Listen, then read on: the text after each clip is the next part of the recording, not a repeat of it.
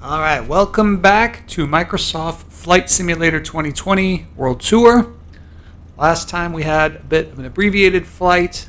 I was filming it on Sunday, and my parents contacted me, and sometimes we do this little flight where they kind of watch as I stream. So I cut it short. We landed in Portsmouth, New Hampshire, and that's where we'll be taking off from today. As far as podcasts, the current day is Tuesday, May 24th. It's 1:07 p.m. Of course, I'm working hard.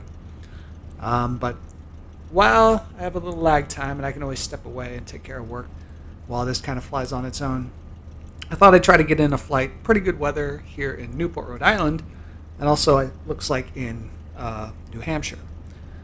So it's Tuesday, May 24th. We are going to listen to the Monday, May 23rd episode of the Tony Kornheiser Show.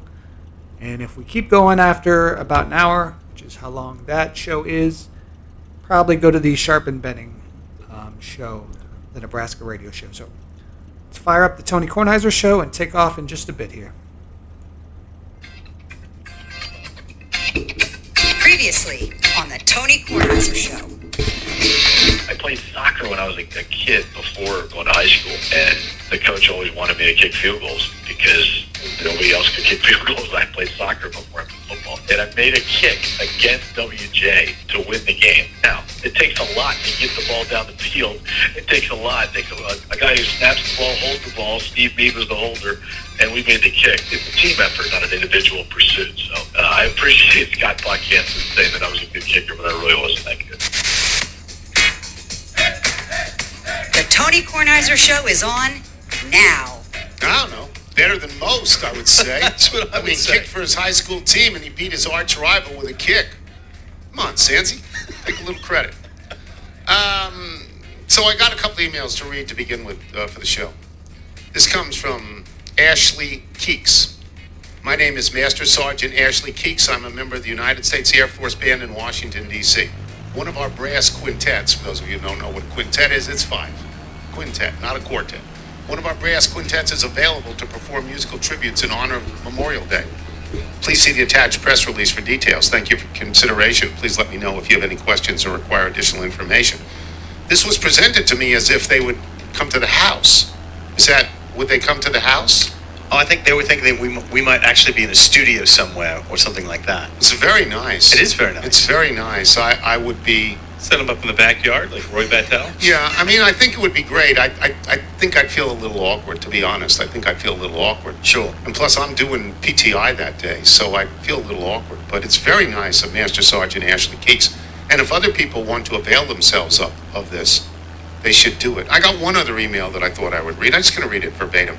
Hello, Mr. Tony. My name is Eli Crookshank. You might remember me. I'm the teenager who wrote in during the famous people from your hometown email phase and said that I will be the famous person from my small island hometown. Well, I have a question for you. Is there any possibly, it just doesn't say possibility. I'm reading it verbatim. Mm-hmm. Is there any possibly of me, Eli, I think you got the wrong word there, me being able to get a guest spot on this esteemed podcast? The dog days of summer when there's not much going on is when I was thinking would be a good time. I have a passion for sports and I'm able to talk about anything under the sun in the world of sports. And I understand this is a bold thing to be asking of you, but let me tell you a few things about me that might convince you to give me a shot.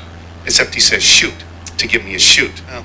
You know, Eli, you got to take your shot. You got to proofread Take this. your shoot, yeah. I've been accepted into Toronto Metropolitan shot. University Sports Media Program for fall 2022, and that program only accepts 20 applicants per year.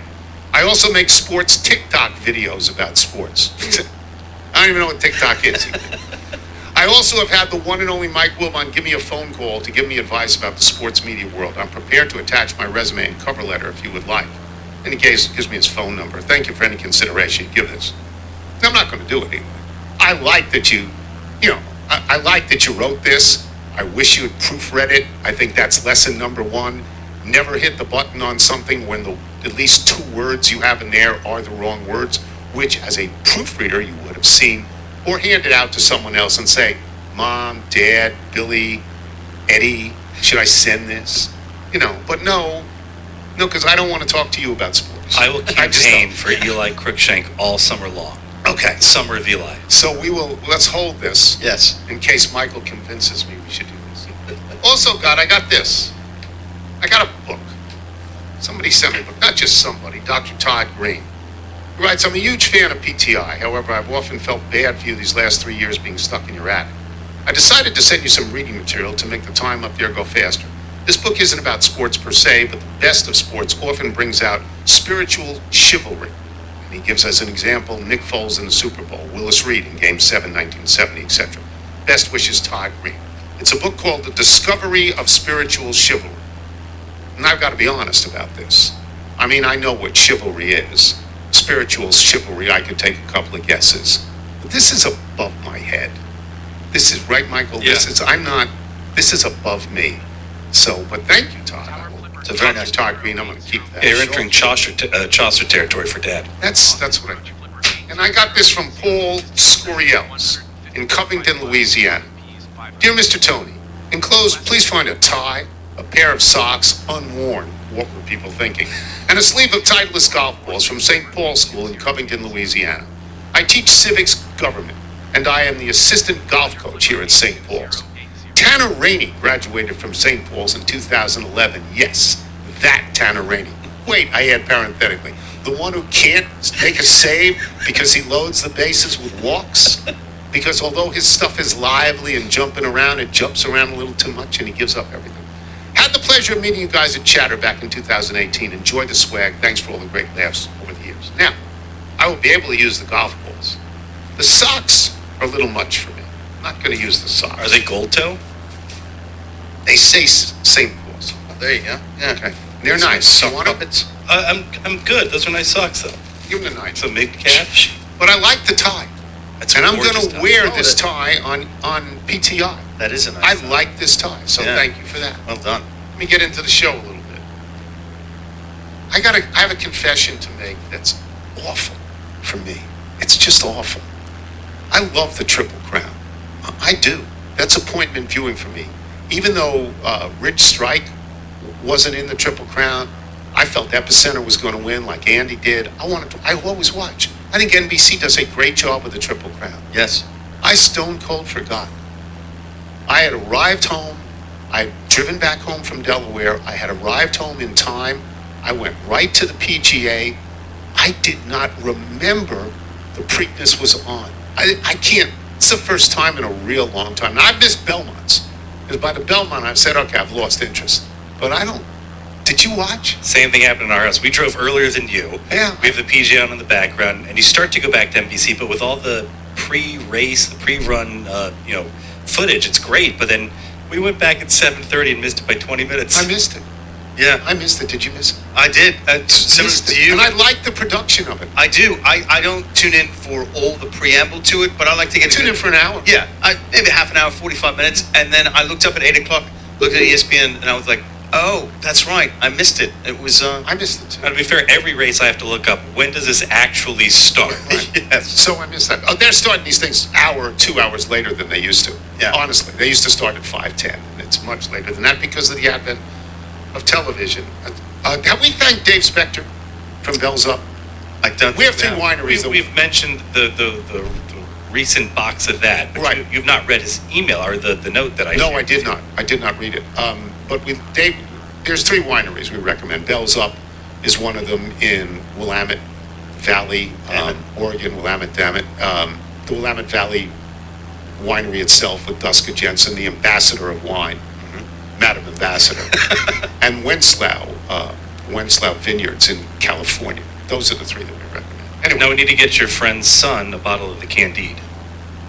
Your high school friend from Yeah. wants the Candide? Yeah. And I believe you tried the that was Steve Pearsall's Prelude son, yeah. a week ago. Stephen Pearsall's son. Okay. I played golf with Saliza for a few days out in Delaware. Had a very nice time. Enjoyed it very much. He's a terrible player. He knows he's a terrible player. I'm a terrible player. So we were no threat to win, and we didn't win. We came in a group of six. We came in fourth.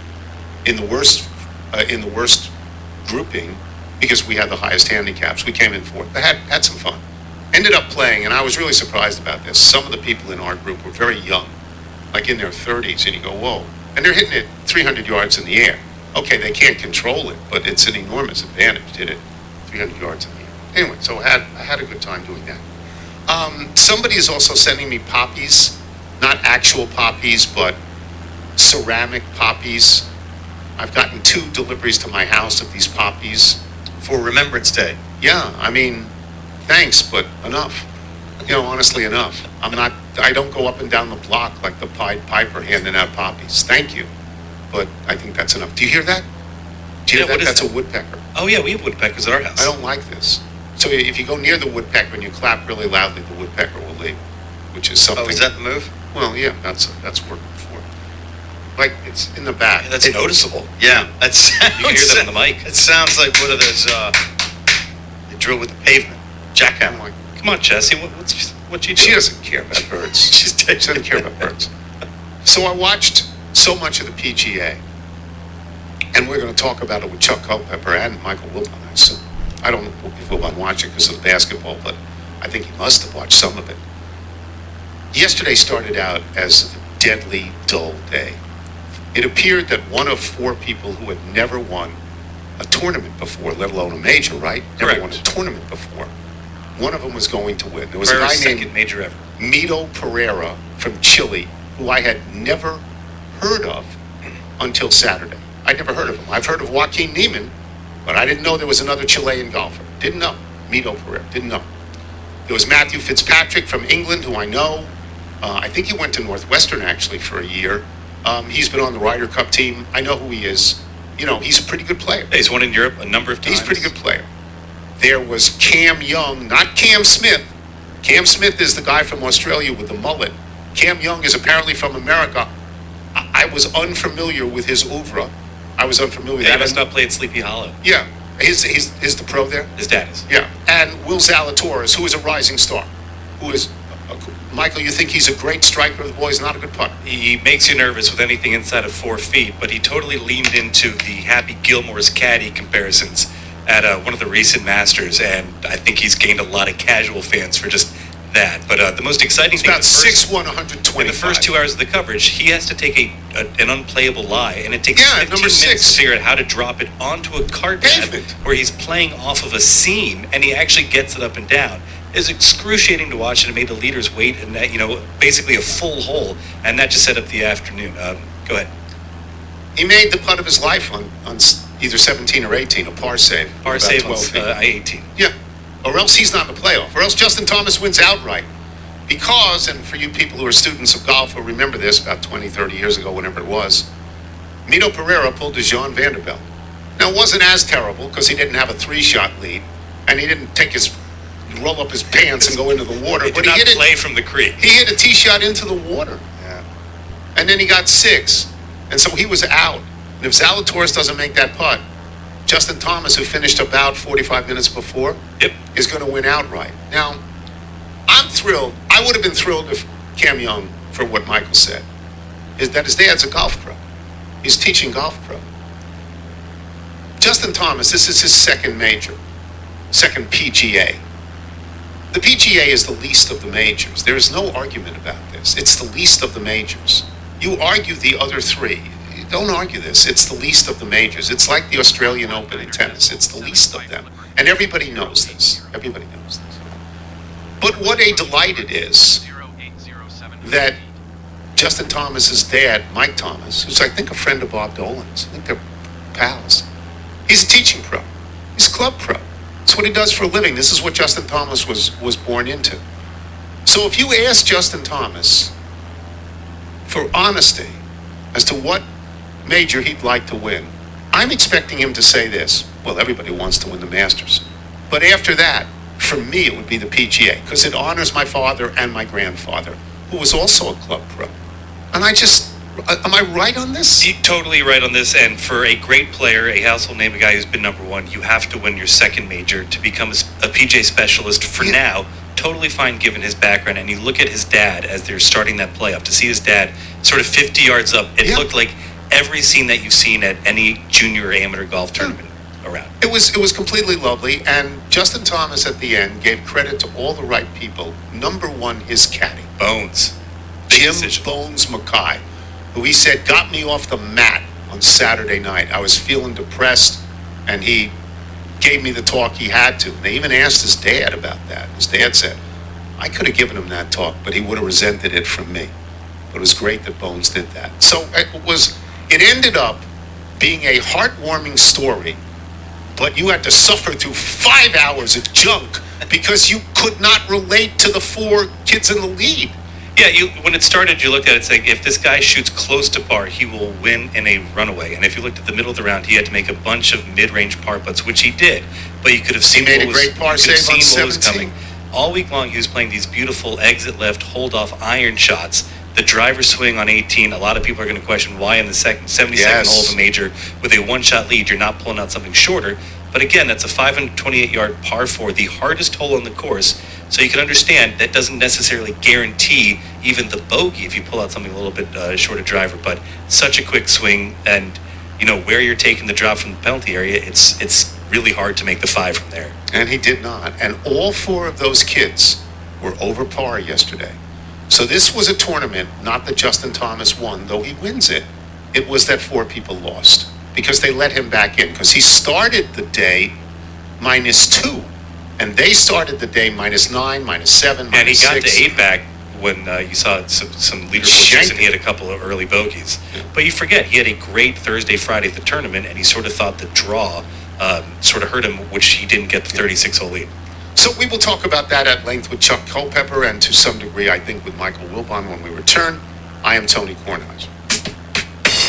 This is the Tony Kornheiser Show. Tony Kornheiser Show. This is the Sunday read. You'll never dread doing lawn work again once you team up with Sunday. Their lawn care products are quick and easy. You won't even have to go to the store because everything is delivered right to your door. Everyone wants a beautiful lawn without the harsh chemicals, and that's why this year you should use Sunday. It's made with ingredients you can actually pronounce, like seaweed, iron, and molasses, and the best part is it works. Does your lawn have weeds or bare patches or pet spots? Sunday can help you solve all of those problems in more the easy way. They've got everything you need, from fertilizer to seeds to weed control, and it's all delivered right to your door. Michael, you use this. How does it work? I do. So it arrives on your doorsteps, and it comes in a pouch that you attach to your hose, and it tells you when to apply it, how often to apply it. And the big thing right now is you have to get your lawn ready for the summer stress, but you have to try and do it in between these storms so you don't just have all that runoff. And yesterday, we're outside trying to enjoy the hot day before we know the storm's rolling. And the little bootster goes, hey, we got to tee it up. He goes and gets his tee-ball sets and starts ripping line drives, keeping the hands, and he's throwing the barrel, trying to hit his brother. That's what kids do. That's lawn care for you. Your yard is your personal oasis. It deserves the best. Sunday helps you grow a beautiful lawn, control pests, and fight weeds without the toxic stuff. The lawn care is effective. It's super easy. Just go to getsunday.com. Put in your address, and their lawn analysis tool does the rest. They use soil and climate data to create a personal nutrient plan. It's delivered to your door right when you need it. Sunday's lawn care products are made with you and your family in mind. That's why they use ingredients you can feel good about. Again, molasses. Who knew? Who knew? Sunday is offering listeners to this high-quality podcast 20% off. Full season plans start at just $129, so you can get 20% off when you visit. Here is what you need to write down. See, the troublesome thing for me is they say when you get. Okay, get is the first word here. Write this down. GetSunday.com/Tony at the checkout. It's 20% off your custom plan at Get Sunday. It's not Sunday, just Sunday. It's Get Sunday. I am delivering this for the Sunday people because this is awkward. GetSunday.com/Tony and use the code. You're listening to the Tony Kornheiser Show. This is sent to us by our friend Tim Wildsmith from Nashville. And he writes, this is a song called Spaceman. And he writes, you're listening to a brand new song I've just released called Spaceman.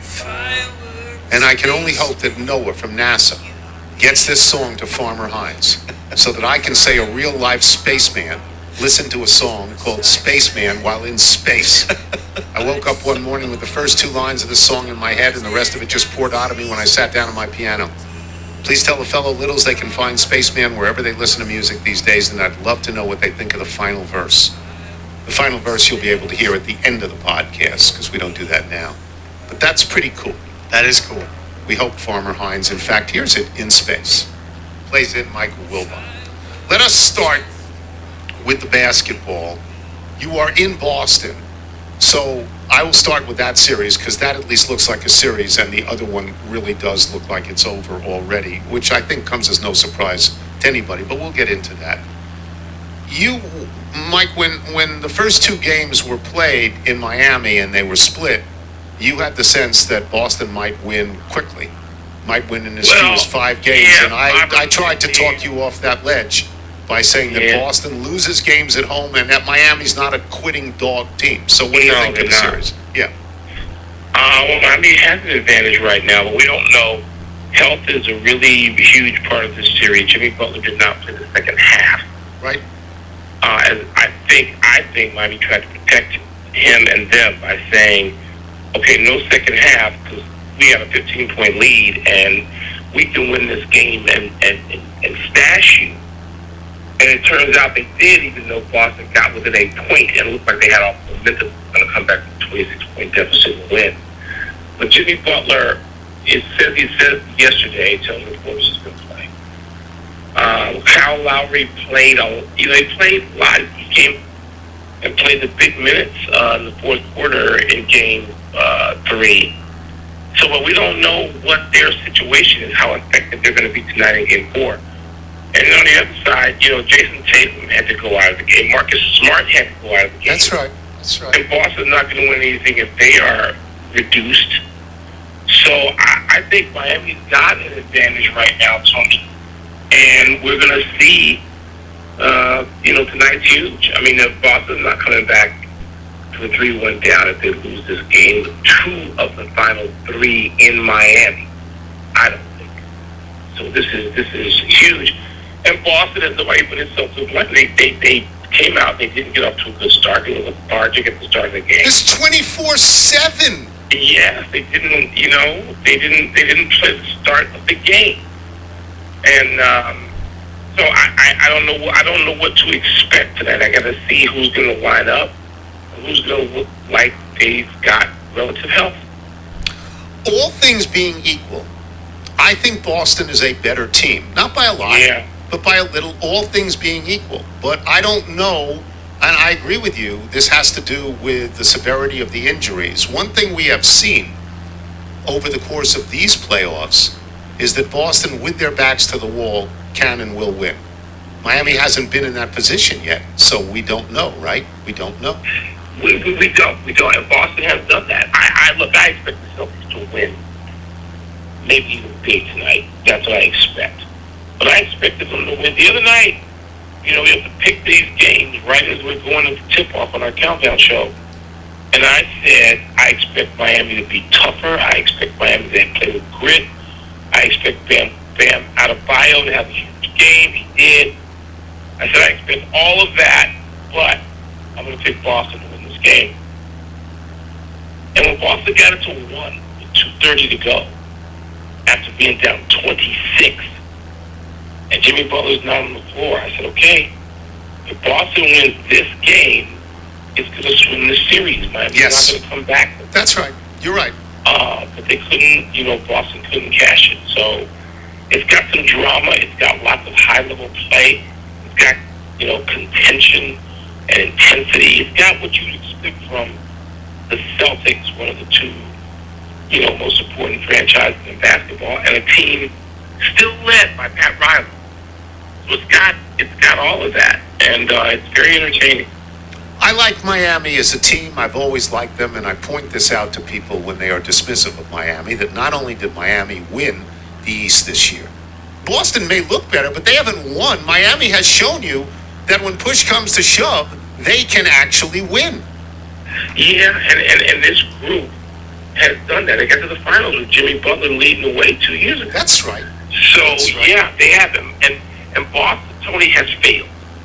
They have failed. Yes. Now, I know they're young. It is not complete. But they had a game 7. Jaylen Brown was on that team. Marcus Smart was on that team. Al Horford was not.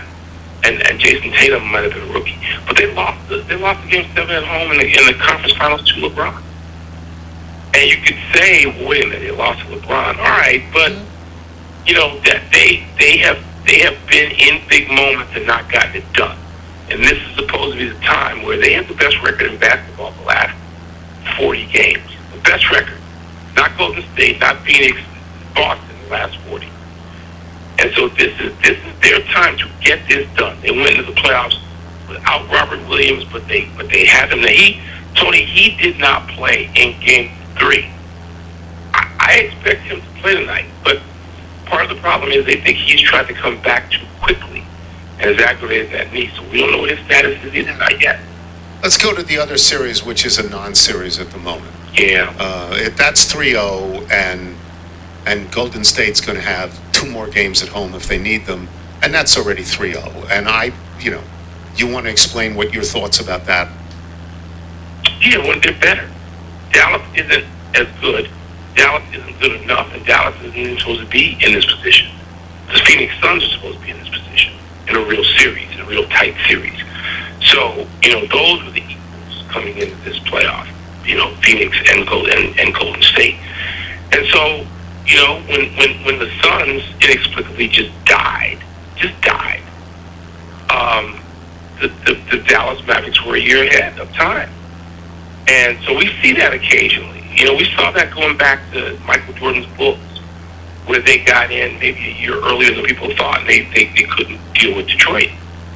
We see that occasionally. The Dallas Mavericks have to have more players. They don't have enough players. They're not as good a team. They have a great No. player, but the rest of their team is not good enough. And the other team happens to be, over the last 6 to 8 years, the best team in basketball. That's right. Yeah. And so we heard Luka Doncic say last night, sort of plead his case, because I think he was being criticized. I'm like, there's no criticism. There's none that's worthy of Luka Doncic. And he said, look, I'm 22 years old. I haven't done this yet. This is not the end. This is the beginning. And that is absolutely right. Any discussion we have someone PTI about Dallas Mavericks has to start there. This guy, he's not as young as Magic was, but there's only one Magic. That's right. And Bird, even though Bird was in his second year, Bird was like 25 years old. That's right. Bird had 5 years in Indiana State. He transferred from Indiana and was working. It was a grown man. Luka Doncic is, I think, 23. But he's a grown man. He's been a pro since he's 15. He knows what he's doing. He's not ready for this. He knows what he's doing, but he's not ready to take on he doesn't have the Warriors by himself. He doesn't have enough squad around him. He doesn't. No, he does not. He does not. And so, and Jason Kidd did the same thing. He said, hey, I'm impressed with what Dallas has done. And they're a year early. And they were going to get tattooed. And they're getting tattooed. And they were not going to go in and just sort of bully Draymond Green and Klay Thompson. It doesn't work that way. No. And no, it doesn't. It wasn't their time. And so that series is going to be over. And Golden State makes the home run. Golden State will throw away a game. They just do. They hear the sweet Georgia Brown music in their heads, and they just throw away a game. That's right. And Dallas could get one, but that's all they're going to get if they get that. All right, so you did not watch the PGA all weekend, but you do know that Tiger withdrew. Yes. After the third. I watched a little bit, Tone. The drama of the PGA plays out until 7 p.m. in the summer like this. And, around 5 o'clock, we got to be in the arena ready to go. Yeah, understand. And so I saw some of the early round stuff earlier in the day.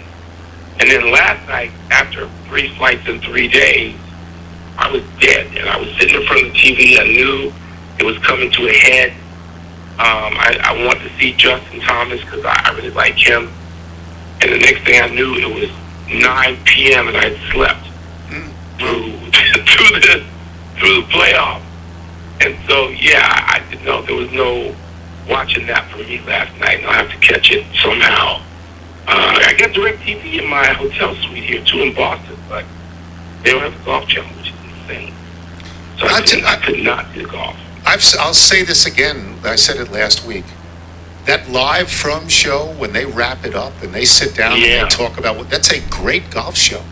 That's a great show. And they go on for forever. And you watch it. It's quite good. So let me get to the Tiger part, because you were right on this. I was wrong on this. I was talking about progress for Tiger from the Masters, and I don't see that he made any particular progress. And then he withdrew. What are your thoughts on him withdrawing, not playing the last round? He's in pain. Mm-hmm. I didn't understand why he was playing the PGA. I understood. I was surprised, though I understood playing the Masters, playing Augusta. Yes. Which has to be the most special thing in his life. I get that. I didn't understand playing the PGA. I know what it's like. First of all, the first day in Tulsa was cool. It's Tulsa in essentially the beginning of June. It's awesome. And people can say, well, it was a flat course. I don't care. He's playing on one leg. So I didn't understand this. I thought it was ill-advised. I surprised that someone couldn't talk him out of it and maybe play St. Andrews, speaking of flat. Yeah. Maybe play St. Andrews where it could be in the 60s every day. I didn't get it. And so I just felt bad for him. That's a grueling torture chamber to go out and play in Tulsa in late May. And so, no, I'm not surprised. I didn't think he could successfully play the Masters again. He made the cut here. Yes, he did. Which speaks to a certain will and obviously prodigious talent. But I was in the arena when somebody, I think just a fan, said, "Wilbon, did you just see that Tiger withdrew?" And I said, "No, I can't see that. We're getting ready to go on the air." And that made me sad. But you don't walk off the street and contend in golf. You don't. And so Tiger can do this, and there's a certain heroism about it. But it doesn't mean he's going to win, because he's not. He's not. These other people are in the prime of their lives, and they're fit. Not just capable of walking, they're fit. So no, he's not going to be Colin Morikawa. He's not going to be Justin Thomas. He's not going to be, no. And so he can do this again at the British Open, and I'm going to say the same thing. No, he's not going to contend. Yeah, it was nice. Nice. I'll tell you this. He tweeted out. He loves Justin Thomas. Yeah. They play together all the time. He loves Justin Thomas, and you could tell that in his public utterances after the tournament, congratulating Justin Thomas. And Tiger was very standoffish. As a young player, Tiger beat everybody's brains out and had nothing to do with them, and was not a welcoming guy. But now, in his old age, for a golfer, he's pals with the younger guys. And you've seen that, Mike. He roots for them. Roots for himself, but he likes them. He wasn't welcomed. He wasn't welcomed. He wasn't welcomed by, and I'm going to say this advisedly, a bunch of old white guys from a previous place in life who did not want him.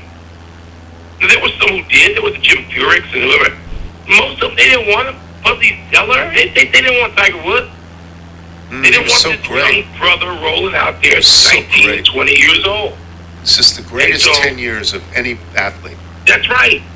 But he had to beat them just to gain their respect. Like people talk about, I'll get off this soapbox in a second, but people talk about the first 10 years of Albert Pujols' career. And they were astonishing in St. Louis. They were Babe Ruthian. Yeah. But nobody thinks Albert Pujols is the greatest player ever lived. Tiger Woods' first 10 years were, this is the greatest player who ever lived. There's only one guy that you can throw out there. There's only one, Jack Nicklaus. That's all there is, right? That's it. Yes, but yeah, and he did that through clenched teeth. Yes, he did. I know Tiger a little bit. We've had these discussions. He did it through clenched teeth. He did it despite straight up open resentment, like an open wound. So to hell with them. Now they're gone. They're gone. Those guys are in their 60s and 70s. They're gone.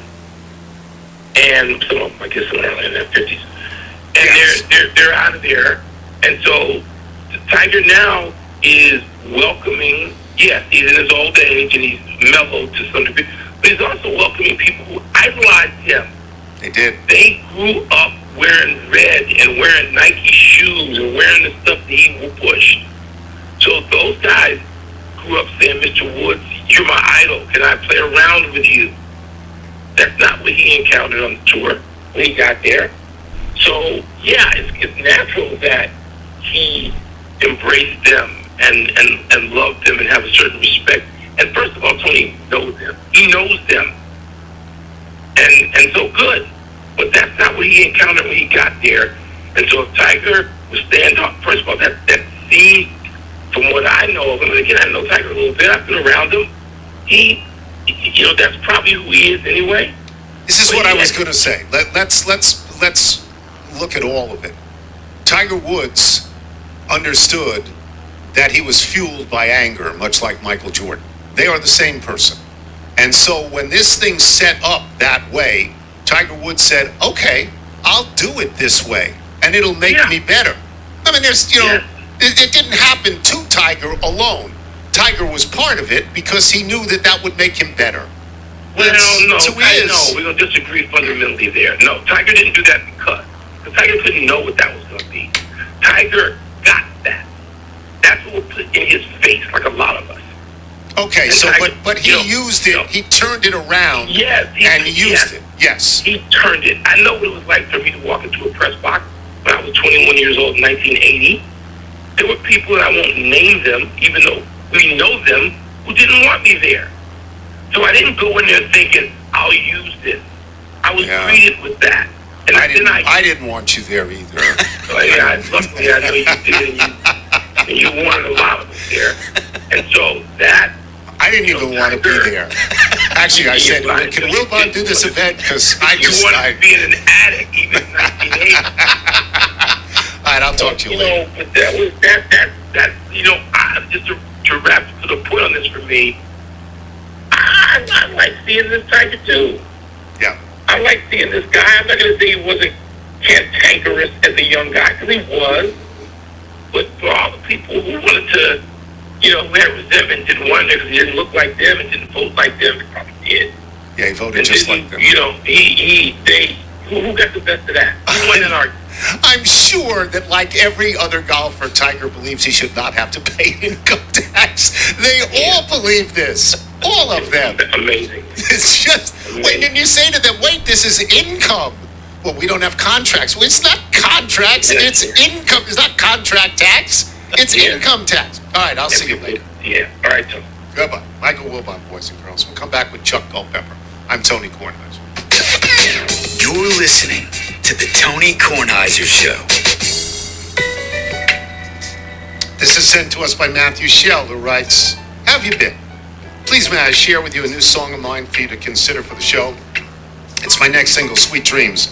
It will appear on my upcoming album, Elemental. Sweet Dreams is a chill but modern jazz instrumental track that represents a deep connection loved ones seek when trying to reach a deeper leveled intimacy. Musically, this is one of my and Grammy nominee Aaron Shenoy's most experimental releases, fusing chill electronic sounds with live jazz instrumentation. The track features Billboard chart-topping jazz pianist Marcus Johnson, who he's played with since 2007, jazz sax player Marcus Mitchell, and co-producer Angie Nicole." Now, that's very, very nice. It's very nice, isn't it? It's lovely. Michael, if people like Matthew Shell want to send in their original music, how do they do it? Gotta change my voice for this one. Please send us your music by emailing it to jingles@TonyKornheiserShow.com. I have to say this. There's no lyrics to this. Right. So when people tell me what it's about and what it represents that in their heads, not in mine, because I need words. I'm a words guy. And here's another words guy, Chuck Culpepper, did such a great job at the PGA, and I wrote these questions down yesterday because I knew you were going to be on the show. I wrote these down before we got to the end of the PGA, which changed everything, because the PGA Sunday started out as just the death march, because, it's hard to relate to four young kids who've never won anything before. You don't, in fact, in the case of Pereira, when I say I don't know him at all, I'd never heard of him until Saturday, so I really didn't know him. So to me, the lead story, if you were in space and you look down at the PGA, until the playoff, Chuck, the lead story was Tiger Woods withdrawing. and you had written a big Tiger story on Saturday. And I read that online before Tiger withdrew. When did you learn Tiger withdrew? Oh, let's see, around 7:45 in the evening. So Yeah. right after the story had been published, maybe a half an hour after. It's only another writer who understands this. It's only another writer who looks at this and goes, wow, he just got blindsided. Look at this. Was there a reason given? Did Tiger talk publicly about it? He talked publicly. Well, actually, he didn't talk publicly at all because they said it was ailing so much that he didn't meet with reporters after the round, except for one pool reporter from the tournament. So he answered 3 questions at that point, but did not appear before in the usual media session. And then the statement in the evening, hours later, came after he'd gotten back to wherever he was staying in Tulsa, came from the tournament itself, saying that he had called the tournament and said that he was withdrawing. So, yeah, so meant going back in, and everybody was in there going back in the media to changing all the words, Yeah, tell people what that's like. You filed. You're in. That's a sidebar story. Now you got to do 2 stories, and that's one of 2, and you're working on the other one at the moment, and you find this out. Tell people how that works. What do you do? Oh, you have a great big bale of stress that just pops into your head at that moment, and because you've moved on from that one, and you're going to what's called the main story, which will be about the people at the top. So you've moved on from that one, and that one's done, and you're excited that one's done, and now it pops back up. It just actually appeared on the big screen in front of us where the score leaderboard is, electronic leaderboard, and so on. And the announcement appeared up there, and people started looking at it and then diving back into the stories they've already done and putting in new sentences and changing words and gosh, it's just a great big puzzle that you realize when you finished. You just hope it all still makes sense. So you're sitting in a big press area with a lot of guys who are getting the news at the same time. What was, if there was a general reaction, what was that general reaction in terms of Tiger's act? In terms of how predictable it had been, you mean? In terms No. of And did anybody say, how could he do this? I mean, was there a split reaction? Did anybody say this is bad for him? A lot of pros are going to say he just took a paycheck away from another pro by doing this. Or was it, it's totally understandable. He's on one leg. Don't know why he was here in the first place. I think there's a whole thing going on of people in there are generally people who love the story.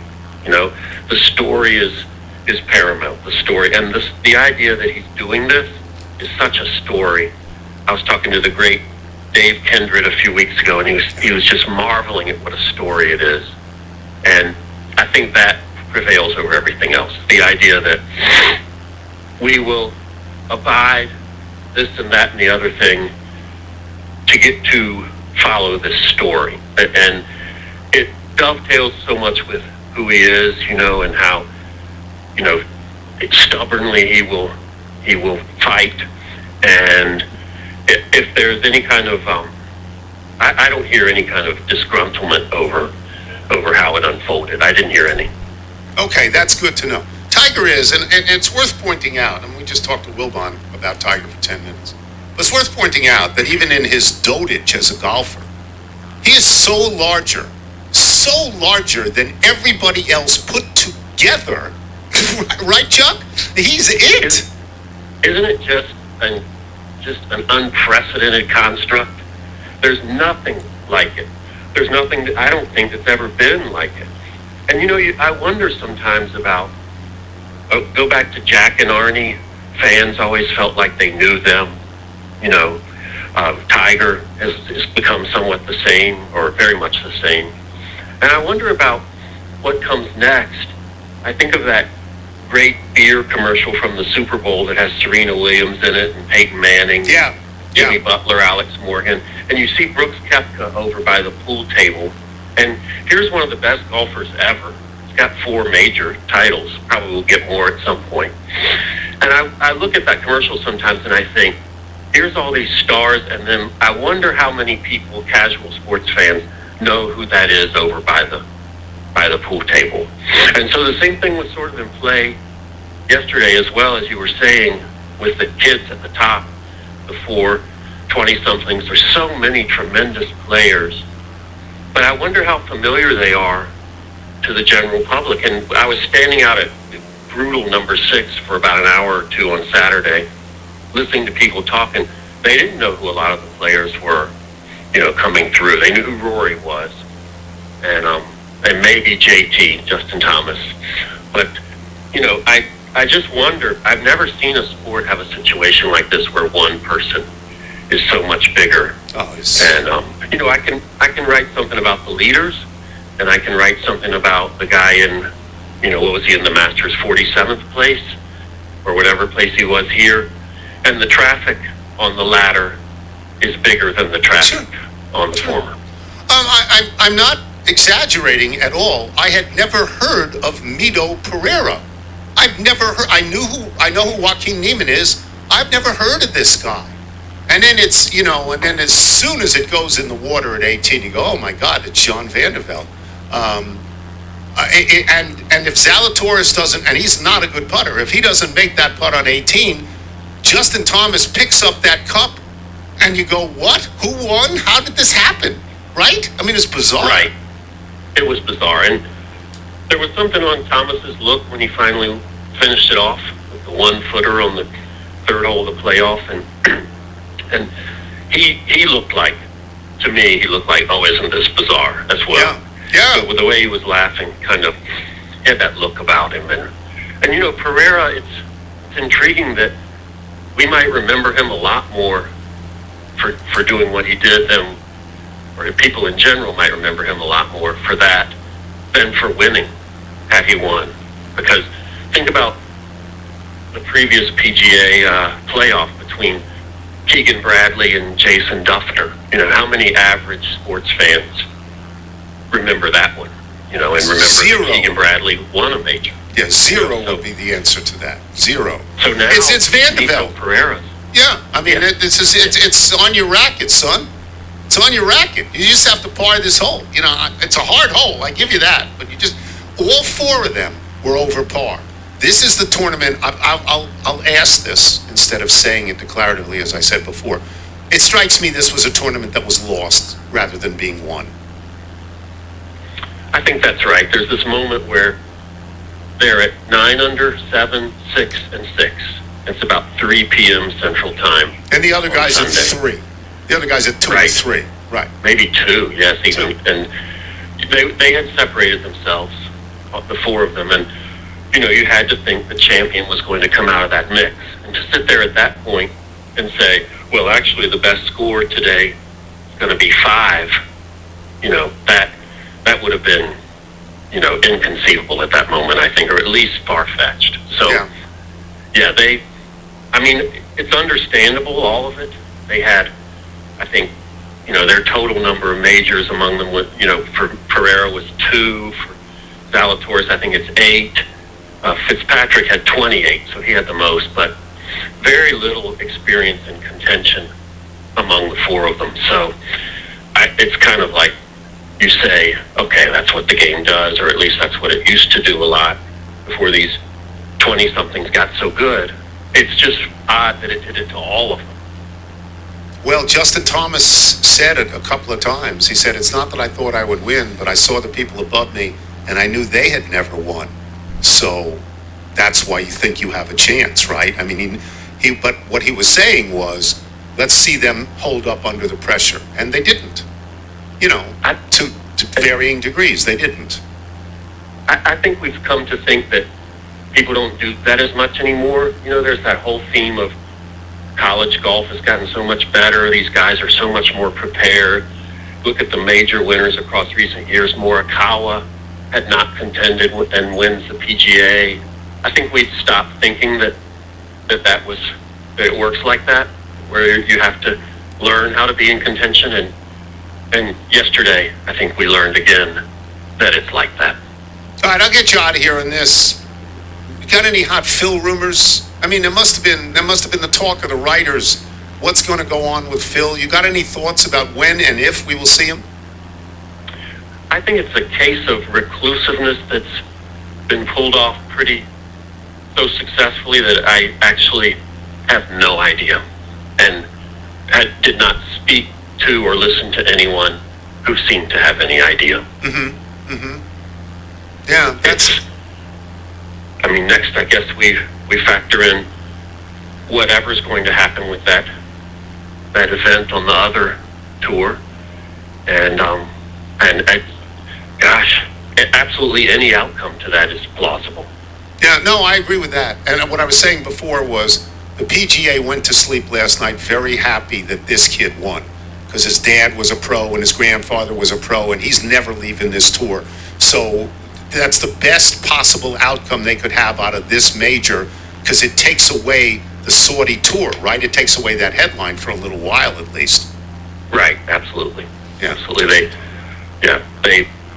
They got one of their ironclad stalwarts to win. Yeah. Each is him PGA through and through. By the way, that kid posed for 50,000 pictures afterwards. Every rum-dum in a blazer came up and posed with that. Did you see that? Well, you were working. You didn't see it. But on the Golf Channel, it was just nonstop for over an hour posing for pictures. It's really something. I did look up and see that on video screen a lot, and I was struck by how grateful he seemed, and I wondered if a lot of that had to do with winning it in that manner rather than, having some 3-shot lead and hanging on to it through the day. Yeah, big win. Thank you, Chuck. You did a great job at the tournament. Great job. Thank you. Chuck Culpepper, boys and girls. He's a terrific writer. He's a terrific writer. Go back, read the stuff. We'll take a break. We'll have email and jingle when we return. I'm Tony Kornheiser. This is the Tony Kornheiser Show. The Tony Kornheiser Show. I remember nothing in my life. Nothing. People say, you remember the time? No, I don't. Even things that appear to be very important, I just simply don't remember them, and I don't remember this. I forget everything that I say, but I remembered I forgot that today. I once wrote columns with substance in wit. I can't remember any this I'll admit. 60s lyrics I still recall. I know the rascals, I can still name them all. But lots of things, they're getting hazy. I'm just a sucker with a bad memory. Oh yeah, yeah, yeah, yeah. Oh yeah, yeah, yeah. Joe Arrow is so great. He's just so great. It really The is. Bethesda Bagels there? Yes, Bethesda Bagels, we love them. You will as well. All you need to do is go to BethesdaBagels.com, find a location in the DC area nearest you, then pop on in, and you'll be thrilled. That's it for us today. Before we get to the mailbag, let me just say this old heart of mine been broke 1,000 times. Each time you break away, I fear you're gone to stay. Lonely nights that come, memories that flow, bringing you back again, hurting me more and more. Those are the Isley Brothers. That's the great hit by the Isley Brothers. Yes. There's 3 of them, or maybe 5 of them. I don't know. 12. I don't know. Thanks to our guests today, Michael Wilbon, Chuck Culpepper. Thanks to today's sponsors, Sunday. Remember, you can listen to us on Apple Podcasts, Spotify, Google Play, and Odyssey. If you get the show through Apple Podcasts, please leave us a review. I think you can still get shipping in time for Memorial Day, but go check out TK Trap. You can look good even off the course with those Calcutta shorts, so even if you've quit golf, like one Chris Sequiza, you'll feel great. I was wearing Johnny O all weekend. Very, very Chris great. wore pants on one day. Chris wore pants all 3 days. No shorts. No, Chris wore pants. Chris? That's Chris. From Susan Greenstein in Syracuse, New York. Many years ago on a flight from either Philly or D.C. to Tampa, I sat next to a man who was busily writing notes on a pad. I peeked over and he was writing down questions he asked various members of the Philadelphia Phillies. I figured he was a sports writer going down to cover spring training in Clearwater. A few years later, I was watching ESPN and there was the man from the plane. I hadn't known it at the time, but I was sitting next to the avocado man himself, Tim Kirkchin. From Meredith Buzzy, In reference to the show where you asked to send who have you sat behind on a plane, I give you this. In 2002 at the Salt Lake Olympics, think of your Lilyhammer jacket, I rode the train with Mr. Send Me a Box of That himself, Steve Young. As a devout 49ers fan, I was enamored with him. He was integral in the planning and commission of the Salt Lake City 2002 Olympics. I was riding the rails on the way to seeing an unspecified curling match, the actual cheapest ticket you could get into an official Olympic venue. Seeing it with us peasants made the experience in Salt Lake City that much better. Best to Edith Saliza. From Kyle. We're doing famous people we've sat behind. I was at a I said in a plane, not just in an arena. But it's okay. It got very wide after a while. I was at a Vancouver Canucks game in 2012. We managed to buy 2 tickets, 3 rows from ice level, about halfway into the offensive zone. Very inside hockey, I know. About 10 minutes before puck drop, who should take the seats in front of us? Wayne Gretzky. Yes, that Wayne Gretzky. Unfortunately, that only lasted until the first intermission. The steady stream of fans coming down to take pictures with him resulted in the ushers taking him to a more private viewing area. In other news, I've started dating someone. It's going well. With any luck, we might get married. You aren't invited. From Andy Cook in Fairfax, Virginia. I attended the same high school as Jay Billis. We met once, but he has no idea who I am. Go Titans. I never sat next to anyone famous on an airplane, but in the late 80s, I stood next to Mr. T at the LAX baggage claim. Sneaky short, but huge arms, and he could have snapped me in half like a pencil, although he seemed very nice chatting with the other folks waiting for bags. He was a bouncer. That's right, he was. In Chicago. Yeah. He was a bouncer in Chicago. Big, brutish chest and all that, but yeah, 5'9", 5'10", something like that. From Sam in Austin. He says, I stage manage a pop band that's young enough you've absolutely never heard their music, but famous enough you mentioned them when they accepted their Grammy Award in their underwear a few years ago. I fly fairly frequently, so I get upgraded for free on most of my flights. One day before I had accrued the status I now have flying from Chicago to LA, I'm grumbling to myself for getting stuck with the plebes in 8A instead of 2F. And who do I see sitting in front of me at the gate? Spike Lee. I decided against bothering him, but definitely wanted to try and find out where he was going when all of a sudden he stood up and yelled, Jim, where are you going? Jim Brown came rolling up. And that they sat and chatted like 2 old friends. Complete happenstance, they ran into each other. Both of them were just on the other side of the curtain in business class that day on my flight to LA. I understood why I didn't get my upgrade. From Papa Thiam in Paris. When I was a student at the University of Pennsylvania in the early 90s, I once caught a short flight on a puddle jumper between Philadelphia and New York to catch a connection for a Christmas or summer break back home in the Ivory Coast. Seated right in front of me with his legs stretched out in the aisle was none other than Sir Charles Barkley. Also around that same period of my life, I once went to a midweek early afternoon showing of the then newly released Forrest Gump movie in a downtown Philadelphia theater. I was an avid moviegoer, and those were the best times to avoid crowds. Probably 5 of us at most in the theater. When I got up, turned around at the end of the movie after the lights came on, my eyes clearly recognized Pat Riley, even though my brain couldn't make sense of how that could be. I found out on SportsCenter later that night that the New York Knicks had played the Sixers at the Spectrum a few hours after the movie. Man, I have a feeling you're going to get tired of this game pretty quickly. I mean, they're people. They go out, they travel, they run into us. From Allen in Falmouth, not far enough away from Revere. Sat next to Joe DiMaggio on a flight in the early 90s. Do I win? You're close. Very good. From Michael Holitsky. On the day I received my Revolution 2 toaster, I listened to the pod and heard Joe Arrow sing the Cheers 2 toaster jingle. I knew I had to email and then get into the new game, who you sat near. I got that. The 1998 New Year's Eve Blackhawks game in Wilbon's Midwest City, I sat center ice behind John Cusack, and Nev Campbell. Michael Holitsky, Little and Chicago police officer. Next time Wilbon's in Chicago, just run him in. Just arrest him. Just pick him up. Yeah. From Tim in Alexandria. Okay, who you got? While I've never sat on a plane near someone famous, I did sit behind Pierce Brosnan and his son at a movie theater 20 years ago. We were at the Swiss Cottage Odeon in North London watching Star Wars, Attack of the Clones, and Mr. Brosnan was still Bond. James Bond at the time was the best part of the movie. From Steve Petrie. Back in the late 90s, I flew next to Henry Louis Hank Stram on a red-eye flight from San Diego to Fort Lauderdale. Hank had just finished calling a San Diego Chargers game for Westwood Radio. He was headed to Miami for a Monday Night Football game when the Dolphins were still allowed on Monday Night Football. Hank was one of the last to board and sat down next to me in the very first row. I had many upgrades on Delta back then. Well, I was preparing to sleep from the moment the door closed until we touched down in Fort Lauderdale, but to my surprise, he had other ideas. He talked my ear off for 4 hours. Hank asked me everything he could about my boring job. I wasn't a boring professor back then, background, family, etc. He seemed truly interested in me. I have no idea why. Given the opportunity, I asked some questions of him as well.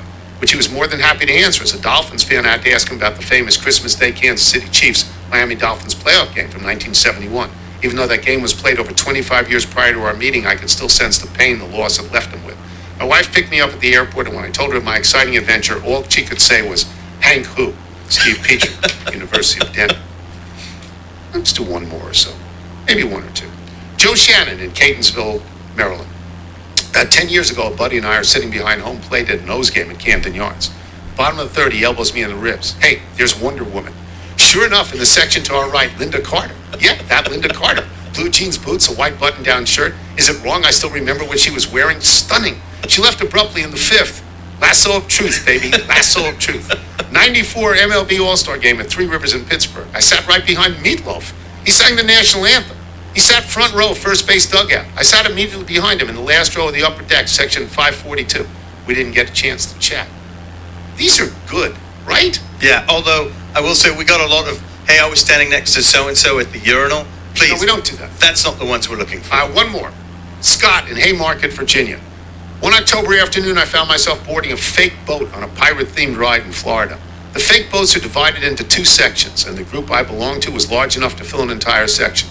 As we waited for the other section to fill in, we were noting the scenery, the updates to the ride, since the popular set of movies had changed the face of this franchise, and the other minutiae around us. I caught a glimpse of one of the riders' profiles and immediately stopped paying attention to anything else the ride had to offer. For the next 180 seconds, I stared with intensity, barely blinking, trying to confirm what I thought I had seen. The ride ended. The man, two young adults appearing to be in their 20s, and two children in the 6 to 9-year-old range exited the ride with an escort wearing a special plaid vest. I left my friends and family behind like Michael Phelps snubbing Nigel and bolted through the gift shop for final confirmation. I frantically searched for what would be a backdoor exit to the ride and found a little hallway with a not well-publicized set of restrooms and what looked to be a back gate to a different part of the theme park. In the hallway, going to relieve himself in the bathroom, was Sir Paul McCartney. As he was there with what appeared to be kids and grandkids enjoying his day, I resisted the urge to speak or request a photo. Instead, I just gave him a smile and a nod, making sure that he knew that I knew who he was, but left him to do his business in the not well-marked restrooms in this little hallway. This is my flutie game. If you're out on your bike tonight, everyone, as always, do wear white. I hate bananas. I hate pumpkins. I like olive. I hate squirrels. I hate watermelon. All right, so we got through the Monday, May 23rd episode of the Tony Kornheiser Show. Now, since we got a little bit of flight left, I think we will go to the Tuesday, May 24th episodes. It's in a lot of different segments of the Sharp and Benning Show, based out of Omaha, Nebraska.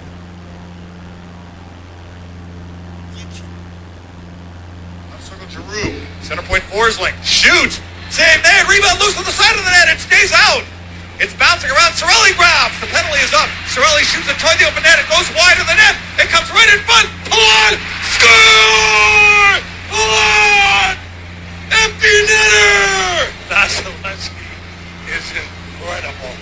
The Lightning lead 2-0 with 22.1 seconds left.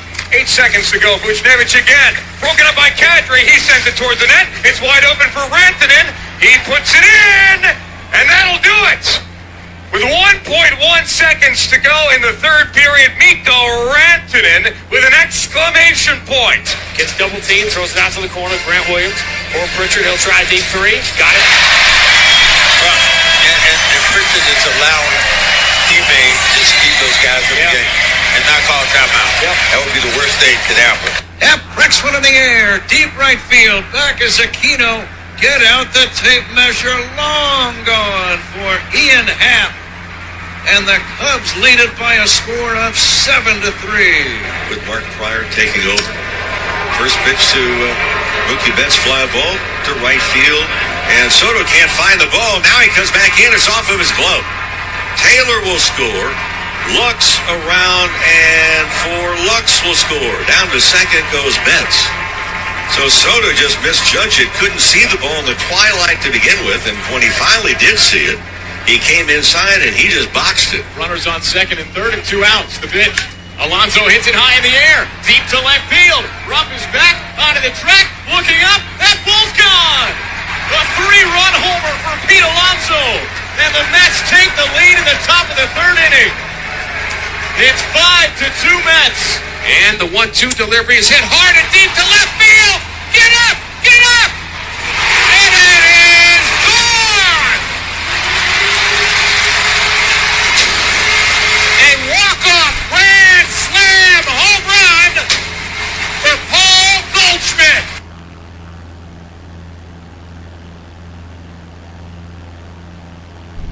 How about Storm Chaser?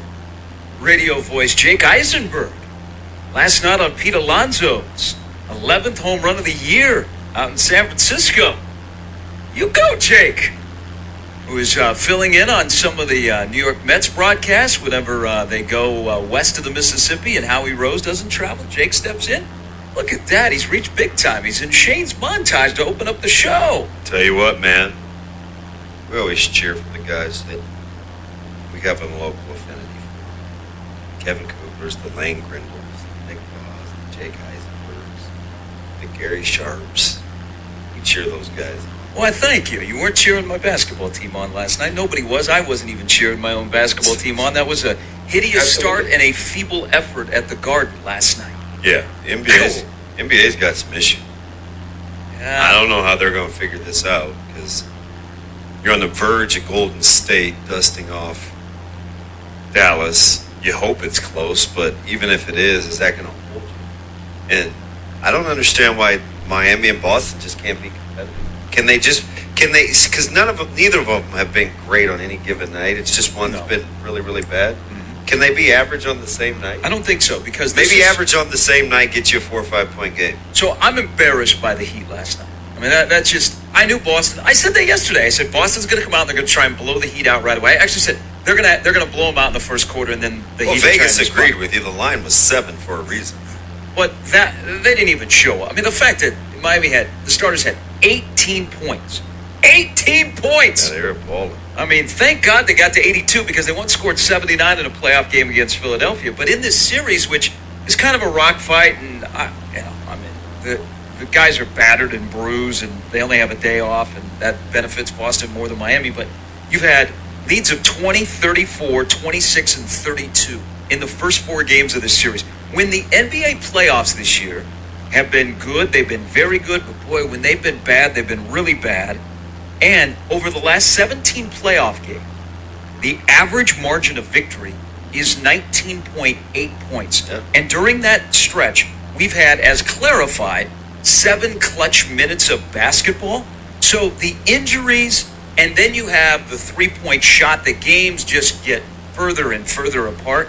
Yeah, that's not good for the NBA in terms of consuming it because there's just way too many blowouts. Yeah, what happened?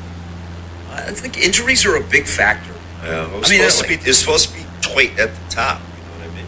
Well, I mean, look at last night. I mean, Boston is really good. Boston's a favorite for a reason. When Jason Tatum is that aggressive, and he breathes life into that team, and he got playoff Al. Well, look at Jimmy Butler's banged up. He had 6 points. He was 3 of 14 shooting. That nobody wanted to go into the paint. He was awful. He had a bad knee. No excuse. It's just the injuries. I hate injuries this time of the year, but I think injuries are a factor in why we have so many lopsided games. Which that number is crazy. Yeah, it's a lot of points. I mean, we already have a playoff that begins with no LeBron. Points. Phoenix gets knocked out.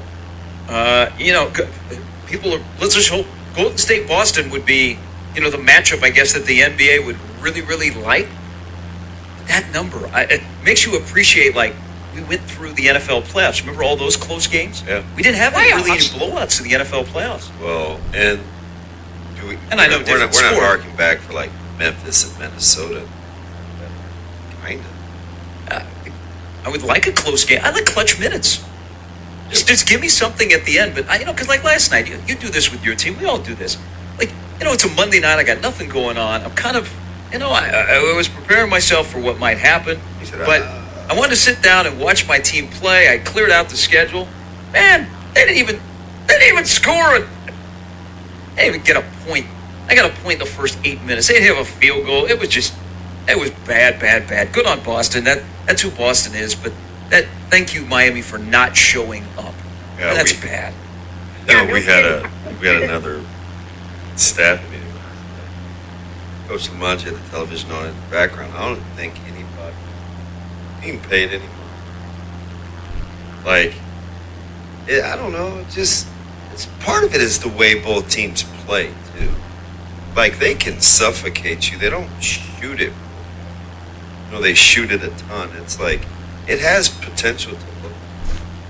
Because it's just clunky. I just hope it doesn't look like that on Wednesday night. It might. Well, and I have a feeling that now.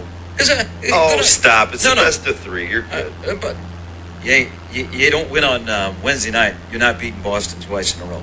Oh, I mean, hot take. That's a team that they keep throwing haymakers when they get pressed. Are you Boston saying that if throws a team haymakers. goes up 3-2 and it's on their home court that they don't have a good chance to win? Yeah. I know, that's why they call me Red Arm. Going out on a limb here. And I don't know what I'm going to get. Kyle Lowry he didn't have it last night. Of course, Jimmy didn't have Mike or Craig? Lowry. It's Kyle didn't have it. He needs a little season. And then I got Bam out of Io, who, what do you have against Bam? When Robert Williams is on the floor, that's his worst nightmare. When Robert Williams is somewhere else, like in the training room or on the bench, Bam shows up. If the Heat in their last 3 games to win 2 have to put their trust in Bam, I'm okay. Wow, we're just hating on Bam. I'm not hating on him. He's just not consistent enough. Well, he had the best plus minus in any of those scrubs that were out there last night. I just don't know why he goes dormant in terms of trying to score the basketball. I mean, he's just inexplicably sometimes has these nights where he'll only shoot the ball 5-6 times. Because he's just not aggressive.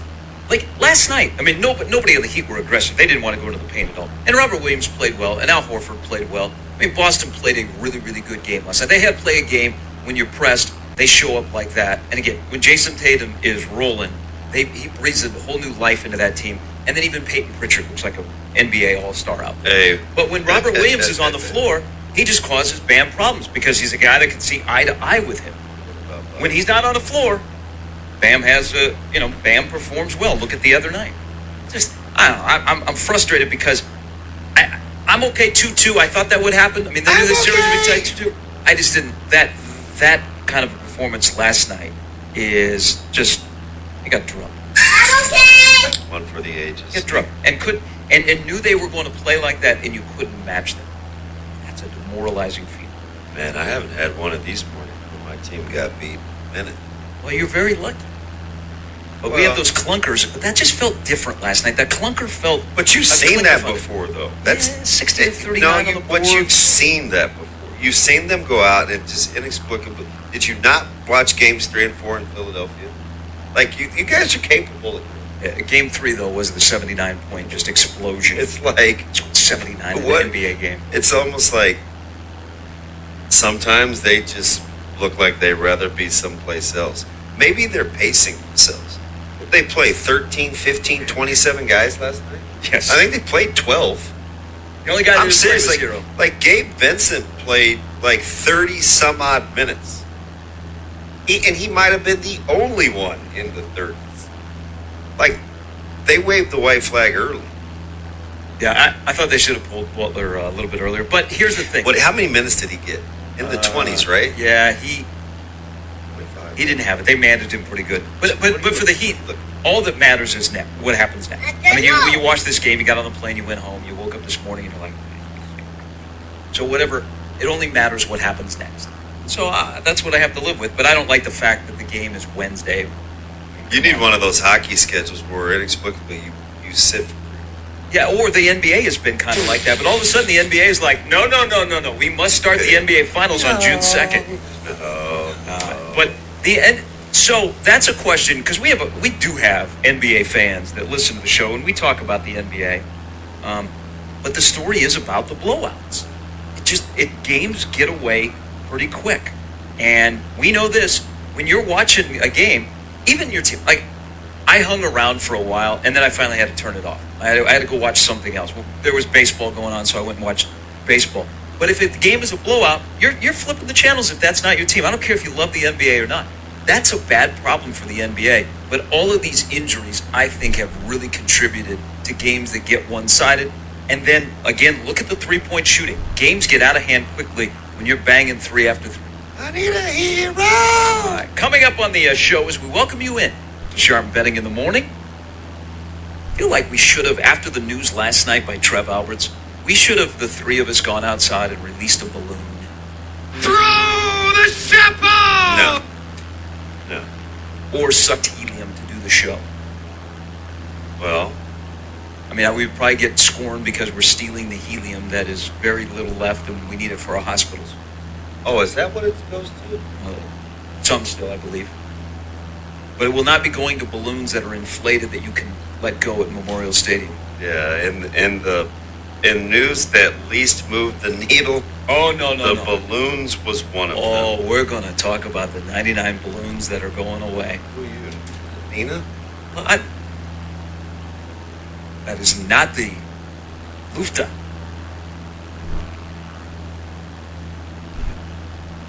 That is a great song, but probably not connected to the balloon story, where they will not be handing out balloons before the games in Lincoln. The balloons don't rise up? They might. That's actually, I like Contra Bay. Not so much? Nah, not so much. This is Sharp Betting in the Morning. Welcome in. There's Damon, I'm Gary, and Shane. But it seems like we did that backwards. Weren't you supposed to do that before your meltdown? Yeah, but I had to get it off my chest. I feel better now. It's all about what's next. What happens next is the only thing that matters. Now, if it happens Wednesday night, I'll just prepare yourself on Thursday. But I can't believe that you don't want to get into the traditions of Nebraska football that are going by the wayside, which includes people carrying a balloon. The young Damon Benning that went into Memorial Stadium back in the 80s, clutching a balloon, just hoping that Keith N. Jones would run into the end zone right in front of me so that you could release the balloon. And usually that happened in the first couple of minutes of the game, and you were so excited as a little boy looking up into the sky as the balloon, wafted away. You were like, I wonder where that's going to end up. Dad, do you think that'll end up in Uncle's house? Do you think that somebody in a farm field west of Grand Island will find that balloon that I was once clutching as Keith N. Jones went into the end zone? And because I know him, he gave me a little salute up in the end zone? Nope, never happened. Are you sure? I'm positive. I don't know if you never remember carrying a balloon. I consider them probably a nuisance more than anything because I don't want my view obstructed and I don't want to carry the gosh darn thing. Maybe if you tied it on my wrist. But I wasn't one of those kids that could hold that.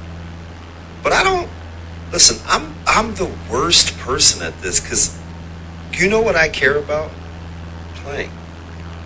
That's it. But you know what? I have a hard time. I have a hard time getting into all, hence the Purdue thing.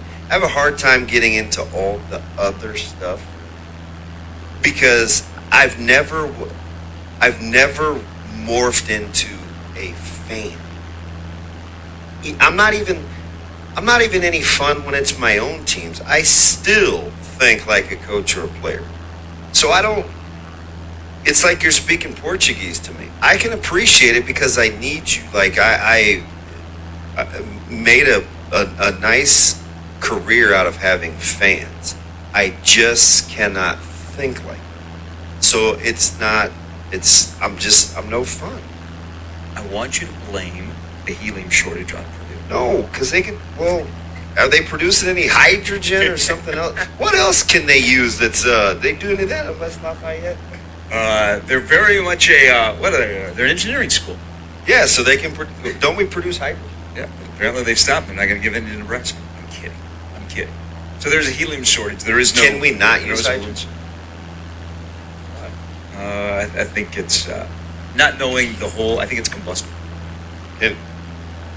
Well, I would imagine. Yeah, I don't think we can use. Well, we sparking up in Memorial Stadium. Hey, I'm just telling you that it's part of the tradition. I thought you guys went to gummies. You don't even use lighters. When balloons go up, that means the offense is scored. The first touchdown I saw scored at Memorial Stadium. Touchdown! Great. It's funny you fast forward to Keith Jones though, because I did like watching him too. Because I was thinking that would be the time period you're 8-9 years old that you remember, like the first touchdown that you saw in Memorial Stadium. My man, it's San Antonio Red Zone. He said good riddance. 99 red balloons. We're not going to be torn on this too, are we? Oh my gosh! Is there Yes, gonna be because more- we have is there 95 days gonna till the be- start of the season. Is there going to be more fan on fan crime?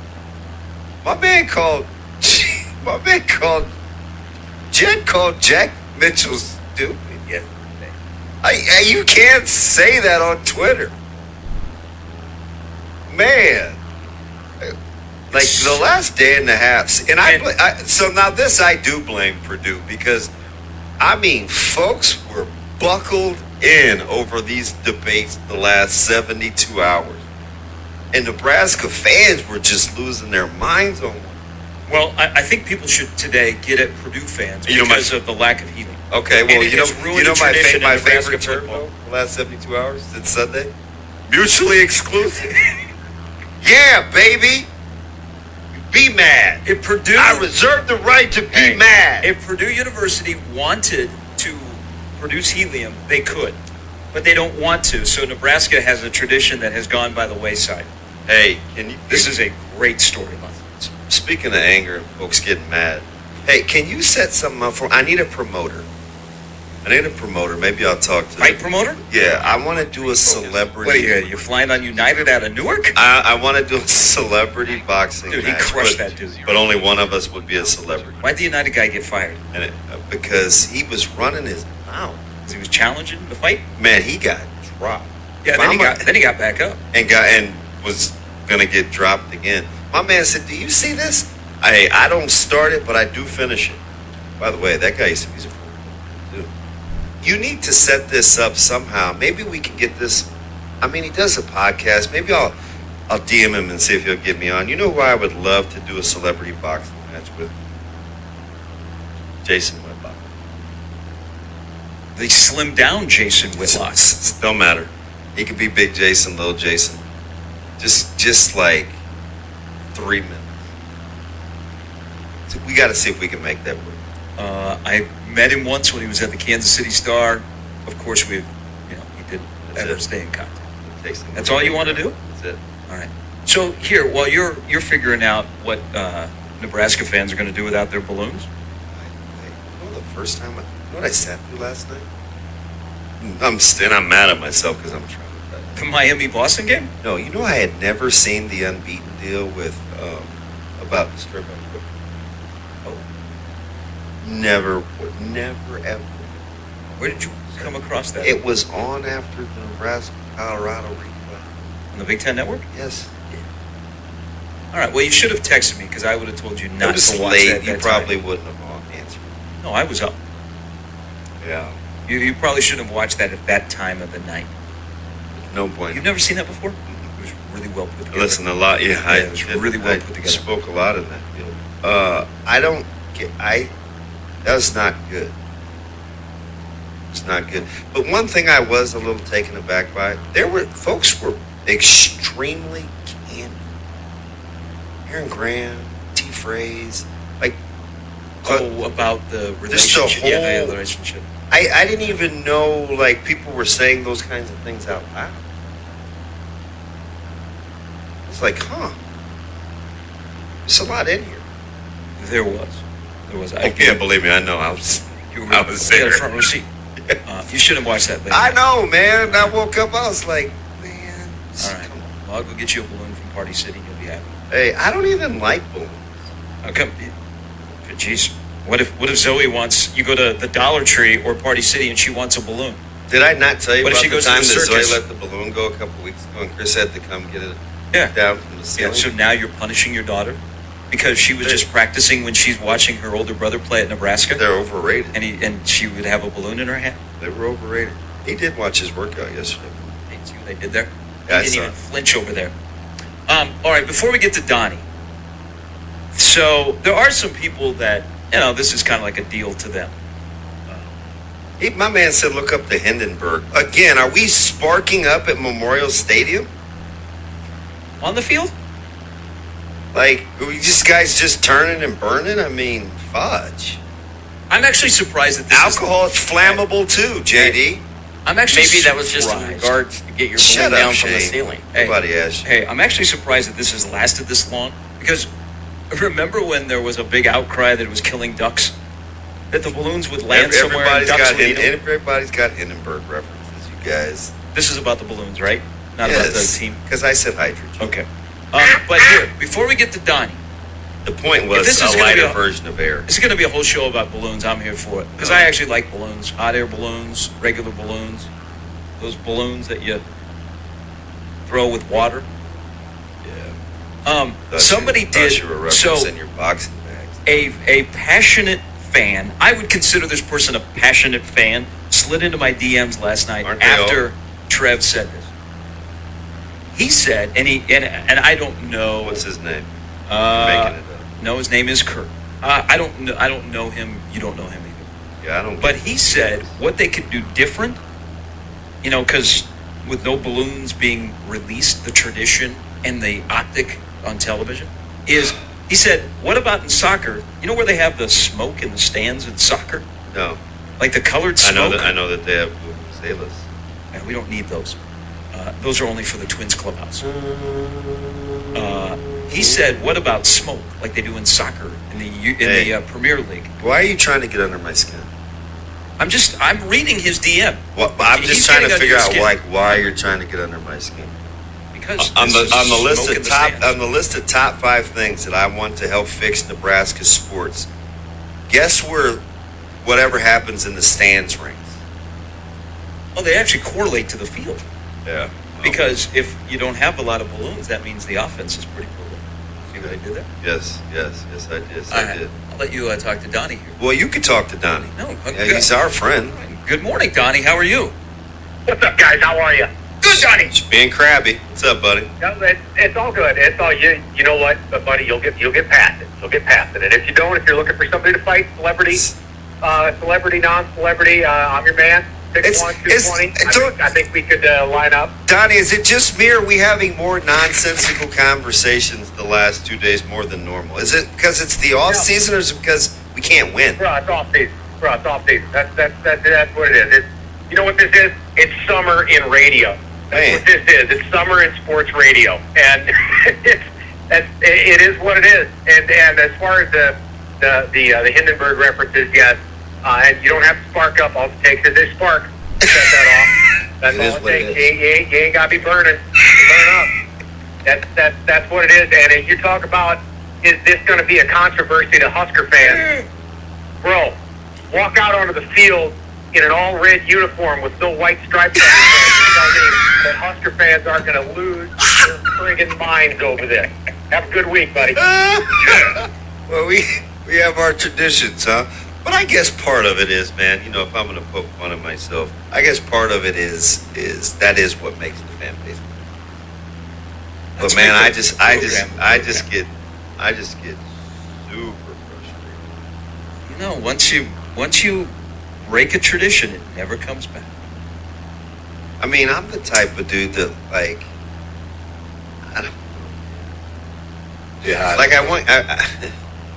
want your shit. We just had this deal yesterday about waiver protocol and stuff, and having your shoes tied, and jewelry and stuff like that. And, I'm all in on stuff like that because I like things. Put it to you like this: the balloons and what another team does and all those other things, I just can't get into. I can't, Gary. I try, and I'm in the solutions business. How does that help win games? That's how does that help? How do we get better? I mean, we had somebody call and ask about steak on a stick. I mean, what are we doing?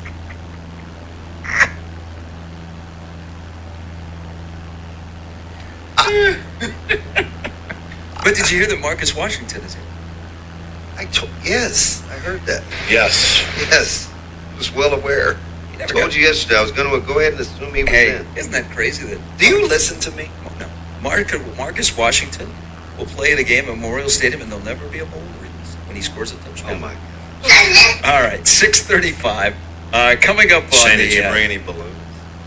The lineup brought to you by the Rooferees and John Higgins. I have some birthday balloons left over at the house. They're gold. and they're huge, big old one. And So you do like balloons? I don't have an opinion on balloons. Who doesn't have an opinion on balloons? I don't like. Have you not been? Have you like checked out a Dollar Tree where they got the balloons right there by the front and kids go crazy? I haven't been in a Dollar Tree in a couple years.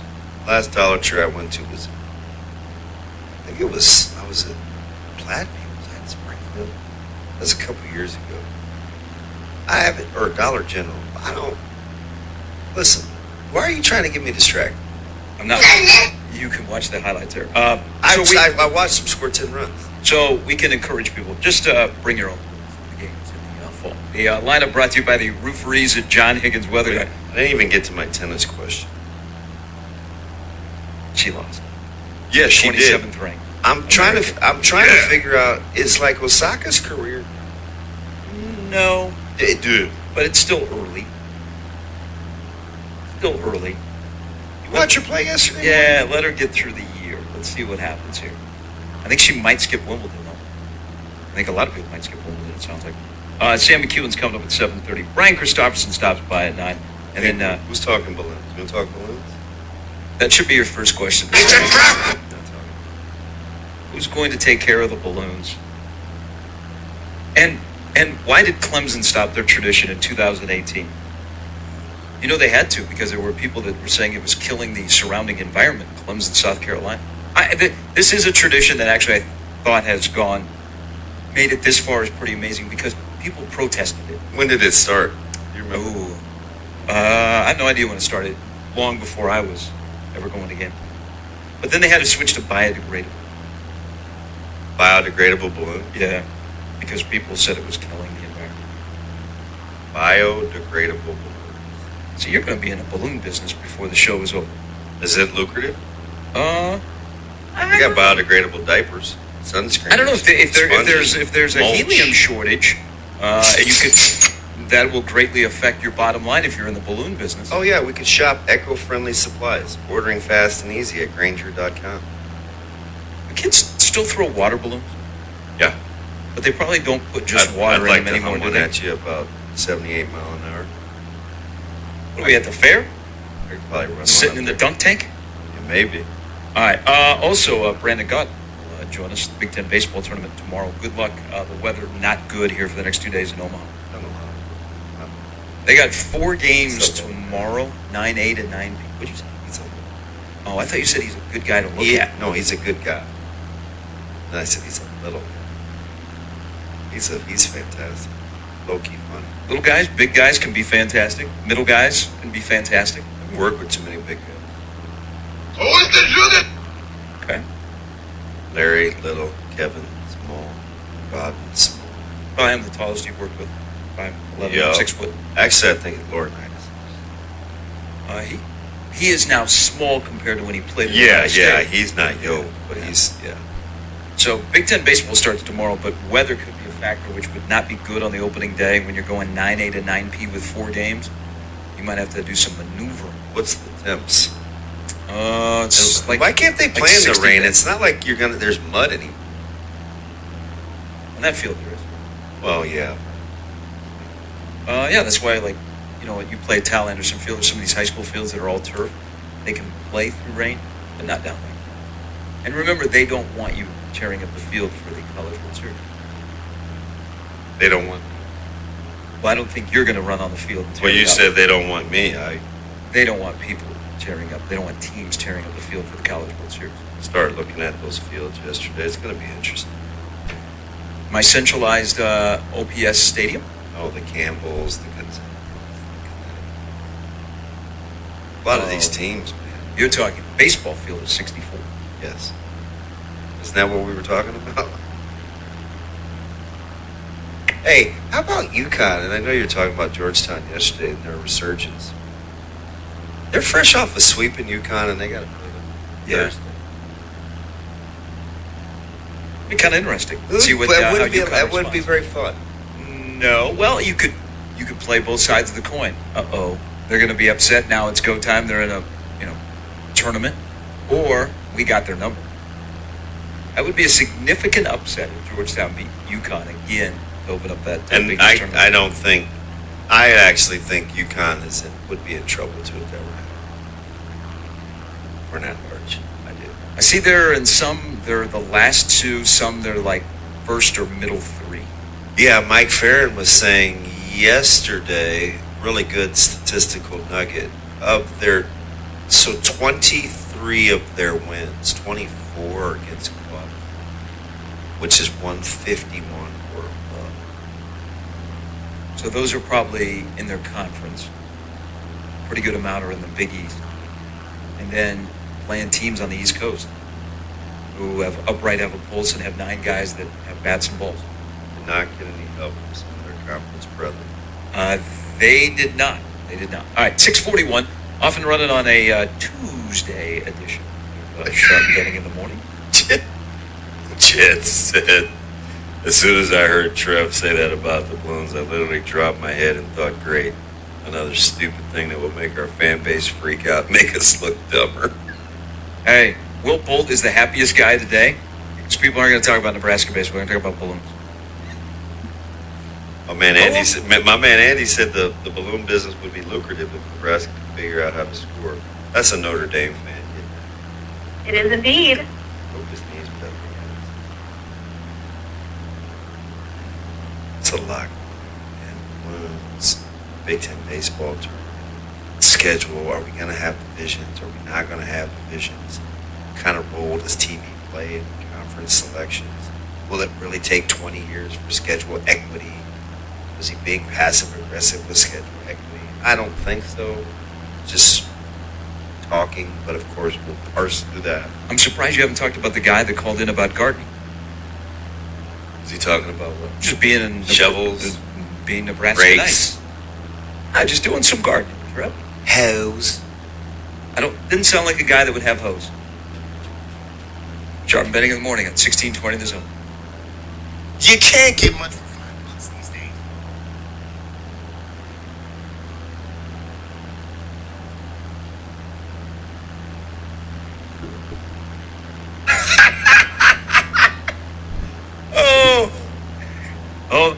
How doers get more done. Valid May 19th to 30th. In-store only. Color selection varies by store. Limit 75 per customer.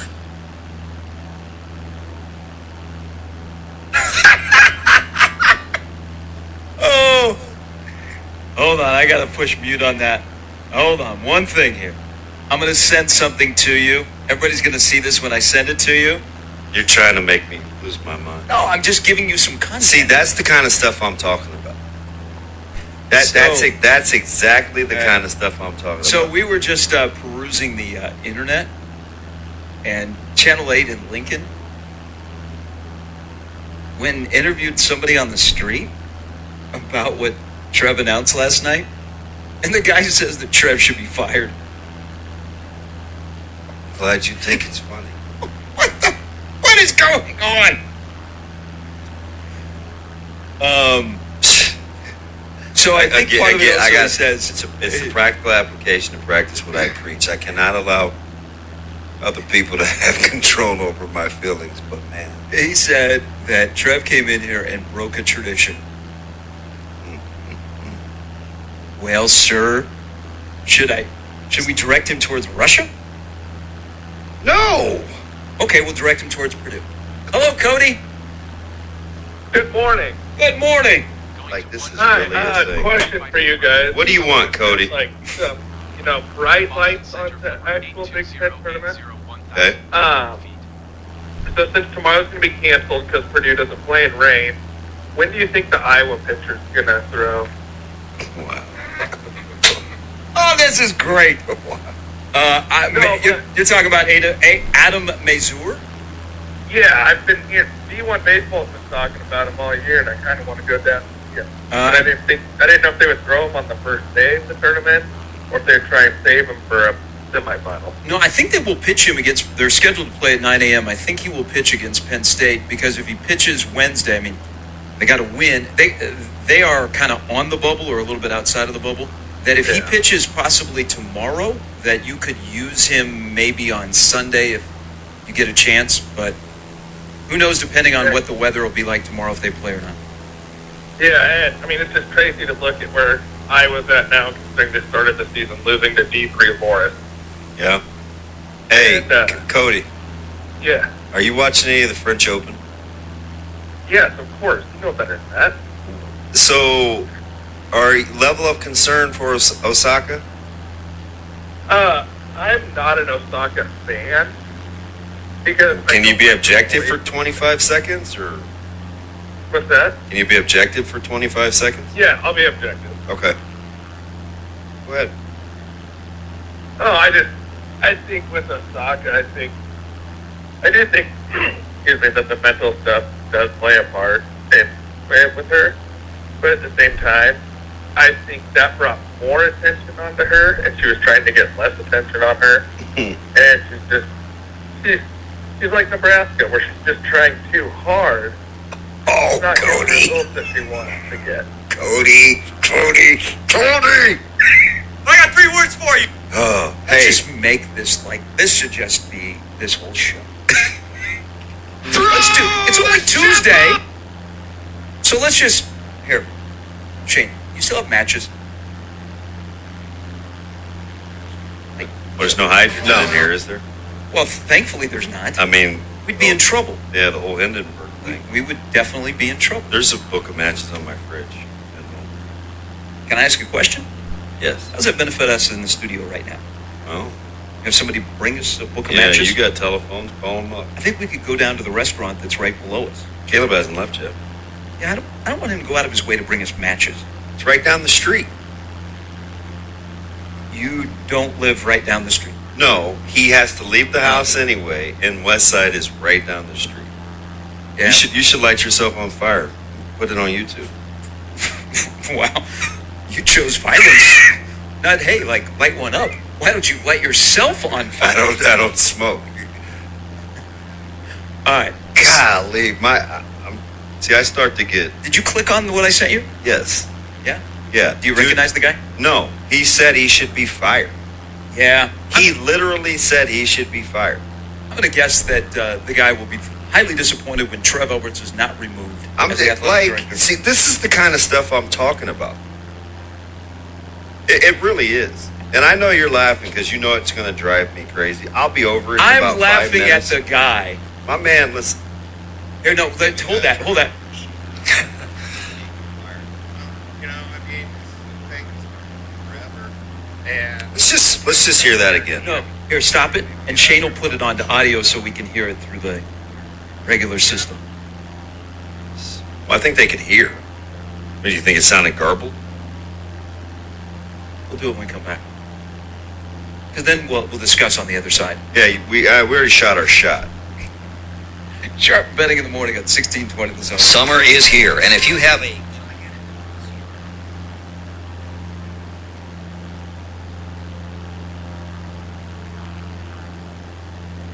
maybe Trev Alberts should be fired. Well, you know, I mean, this is a thing that's been going on forever, and you know, you come in here, and I mean, Trev Alberts should be the one that kind of knows this is an important game day tradition, and I'm not understanding why he would do this.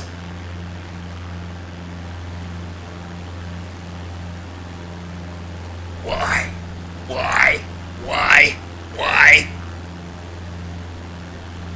Not representative of the Nebraska fan base as a whole. Man on the street. That was an interview. Man on the street in the capital city. I think maybe Trev Alberts should. Why go looking for the reactions? Because in television, you could lead with that. Oh my gosh, no balloons being released, helium shortage. Do you think they told the guy why they were not doing it?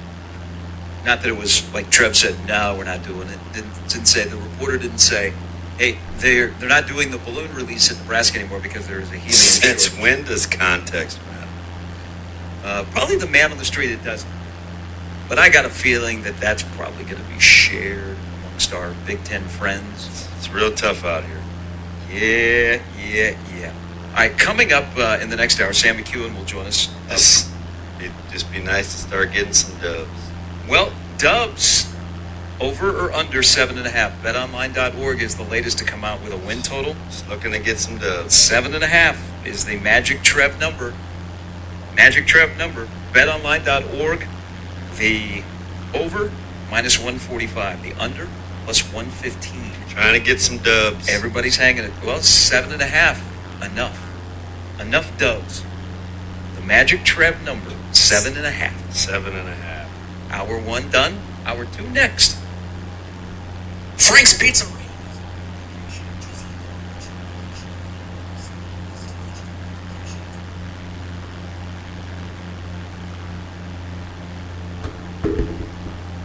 All right, sharp betting in the morning. Good Tuesday morning, everybody. Welcome in. Just a couple of days away from the summer blockbuster, Top Gun. It's back. I've heard there's a lot of odes to the first one. Also appears to be a movie that you must see in the theater to get the full effect of Top Gun being out. So you can hear the jet engines like roaring. Yeah. Are you guys going? I don't know, man. My man Kyle. Bless his heart. Trevor's on a slippery slope. First he gets rid of the balloons. What's next? The football and wrestling programs? Not today, Kyle. Not today. Yes, Kyle, not today. Not today. We've already moved on. I need help. We already moved on to something else. Wow. Wait till we start talking about season tickets. Oh. All right, coming up. We did talk renewal rate. 92% sounds right in the current climate. That's actually pretty good. They have made it, I renewed mine. They have made it a little bit easier to change seats this year. They had a choose your seat program if you wanted to upgrade or move from where you currently are. And it was a really, really easy process. Like they have made, I mean, they have to, because people are like, you know what, I might have other options, and you're not winning, and I'm not paying this amount of money for not my own personal return on investment, is they have come a ways in their ticketing department in terms of the relationship with their ticket holders. But at some point, you do have to make back again in this state. So maybe Trev can keep his job? Yeah, I think he can keep it for another day. Where you keep the season ticket, because your mom still has season tickets. Yeah. We probably need to call her anyway. Where the season ticket is still special.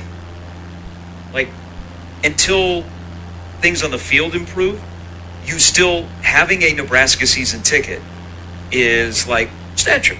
You know, in your neighborhood. Hey, did you know the Bennings the Bennings have season tickets? You have to make the season ticket matter.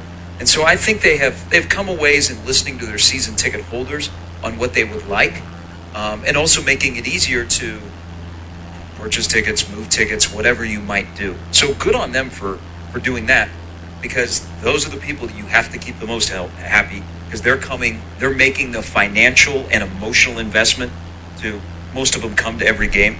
But Trev did say last night they're going to have about, 3,700 to 5,000 tickets. They're going to be available per game. And the only game that's not available is Oklahoma, which I think is sold out already. That's manageable, 3,700 tickets. Yeah. Your back end of your schedule is much better.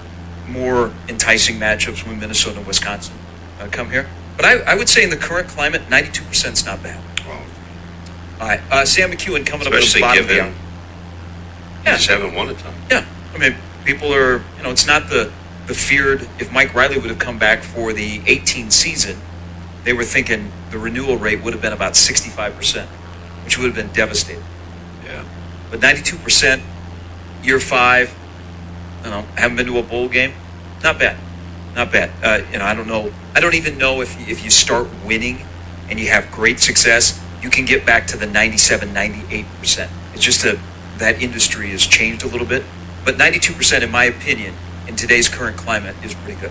All right, also on the show today, Brian Christopherson will stop by, then Brandon Gott will be in town as part of the Big Ten Network coverage of the Big Ten tournament, which starts tomorrow downtown. Weather could be a factor, which is not good on the opening day of the tournament. So we're looking to talk to Brandon coming up at about 9:45. All right, we start the hour with Colin. Good morning, Colin. Gentlemen, good morning. What's up, buddy? Hey, man, 3 days, and you know what? School's done, then we got locker room camp. I'm fired up. Yeah, Getting ready to go. we're not, I wish we were participating. We're not, man. We're on the outside looking in for a little bit. Oh, well, Are you guys you got the Lamonti rule going on. You guys do what you do. Wow. Right? It's hashtag too early. No, but, hey, all due respect, I love, it is all love. But, a couple things from this whole helium thing for football. Number one, it had to be selective demographic. Because if you're asking people to fire, if people are saying to fire Trevor because of the helium situation, my question to you is this. All right, if they're so worried about that, we've become so petty in terms of worrying about helium, because any normal person would go, okay, I'm not going to worry about helium. I'm going to worry about, when we kick off, if we defer, how about we put them deep, or at least start at the 25, so they go up 80-plus yards. Or if we're returning it, how about we try to get as close as we get to plus yardage, okay, like other sides of 50.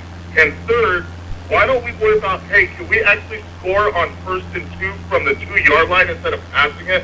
That's my take. Have a great day, guys. Love you.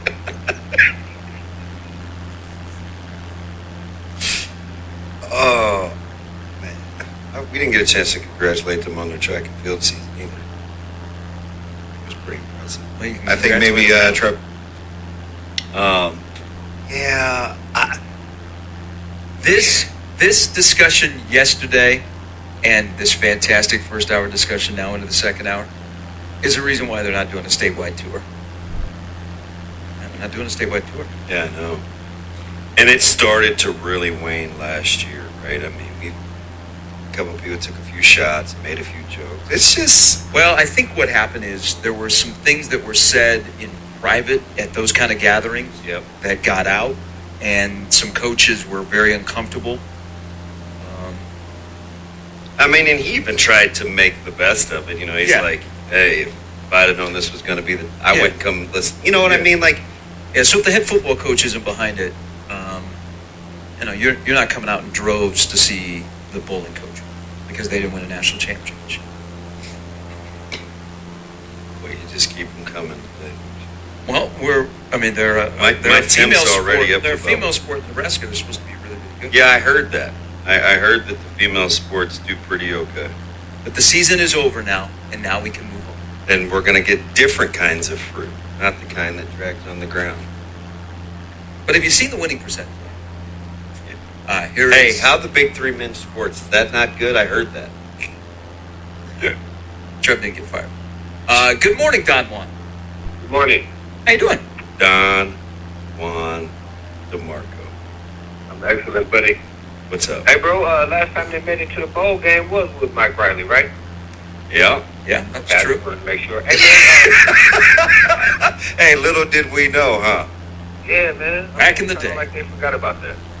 They left that little detail out of that statement, bro. Hey, man, but I was wondering about the quarterback, bro. I seen this, 14-year-old kid that can throw left and right-handed. Oh, Mikey yeah. Gallup. Mikey Gallup. Yeah, man. Somebody showed me that video they had, man. Well, you see what happened? Lamar Jackson quote tweeted it, so it got a lot of run yesterday. Shout out to Lamar. Hey, bro. So now they got a 2 out of 3 with Boston and Miami. Is that right? Yes. Yep, 2 out of 3. All right, G. I know who you picking. DB, who you got? I took Miami in 7, so I got to stay with him. Okay, I'm gonna pick Boston in 6. You said that, bro.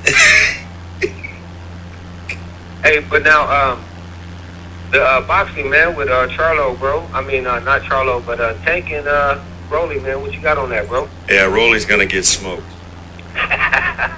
Everybody say that. He really is. But here's the thing, though, and I know you're probably not surprised. Did you want to see Canelo and Triple G Part 3? Yeah, I mean, I think that they deserved it. But see, man, that's the thing that's wrong with boxing, right? That fight is a guarantee, and the Spence Crawford fight is still in limbo. I hate about boxing. Go ahead, bro. Gosh, I'm gonna say this out loud. I'm pretty sure that fight happens. You were saying September? Yeah, I'm pretty sure that fight happens. So it's May 24th, so it's right 4 months away. I was hearing November. Could be. I mean, it depends. Because I think Spence may only have one more fight at 47. But what we're hoping so, bro, because from what I was hearing, the ball gonna go up and then mail gonna go up, so EJ can go up. You know what I mean? So they can kind of all avoid who they trying to avoid. Well, they better be careful with Benavidez. Yeah, man, he looked strong, didn't he, bro? Man. Man. There's a reason that dude did not tell Mike Tyson that he wanted to India that Don Juan. Yes, sir. Do you believe in your Rays? Of course. Okay. Why would you even ask me that? Well, because I'm waiting for them to hit stride, and it just is not kind of happening yet. 24-17, Yankees got out to a good start. The Yankees will cool off. I'm just curious. Oh, he's just trying to make me mad. No, listen, I'm dead dog serious. I'm serious. I don't troll. That's not me. No, but here's my thing, bro. Every offseason, whoever you wanted, the New York Rats, they add people. You know what I mean? Everybody else add people.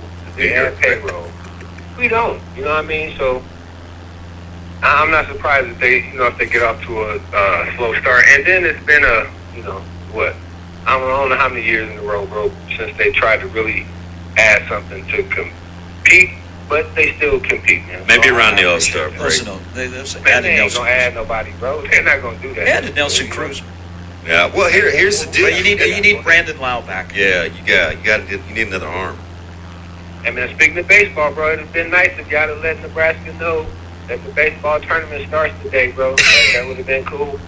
Wow. Hey, Don Juan, I can only do so much. I mean, I got to worry about Balloon Gate this morning. Be good, my man. Yes, sir. Happy birthday, Malcolm. Oh, yeah, that's right. Omaha's fun. Yeah, one of them. Hey, by the way, I'm not ready to buy into your Yankee thing, even though they've lost 3 in a row. And my guy, Aaron. I told you it was coming. My Aaron Hicks has got to get going, man. No, that's been over. Man, he's got to get going. That's been over. I don't want it to be over. One of my friends that play Major League Baseball. Anytime you hit that many home runs and swing and miss, you're probably capable of going through those stints. You're dang right. 8, 9, 10 in a row. 4, 5. That's going to happen. Well, the thing to watch. That was Garrett Cole last night, though. Is what does the Josh Donaldson thing do to their clubhouse? Can I just say Major League Baseball. That didn't seem like it was that big of a deal. Is that a hot take? Are you guys mad at me? From just a one-game suspension? No, like what he said. I mean, there's a level of trash talk, and I'm glad that Major League Baseball acted quickly, and they said, you know what, whatever comment you make, where offending someone, we got to cease that stuff. Yeah, I mean, I guess I say stuff like champ, bud, Sparky, partner. I mean, you've been on the playing field before. You say stuff to get under someone's skin. Yeah. Maybe it was the context in which he wasn't telling the truth about the history of it, because the Jackie thing wouldn't have bothered me. But maybe it was just that, he was... Who it was coming from in his explanation. Yeah. Because I think you're finding out now, Josh Donaldson is a douchebag. Yeah, he goes there. Yeah. Joe Kelly called him a douchebag. He's gone. There are other guys who've gone after. And Kelly's nuts. I remember he and Kelly almost got into it. His own teammates have made comments about him. Yeah. So, I mean, maybe there was just a deal where his reputation... I think it was who said it. Mm-hmm. Obviously to Tim Anderson. But...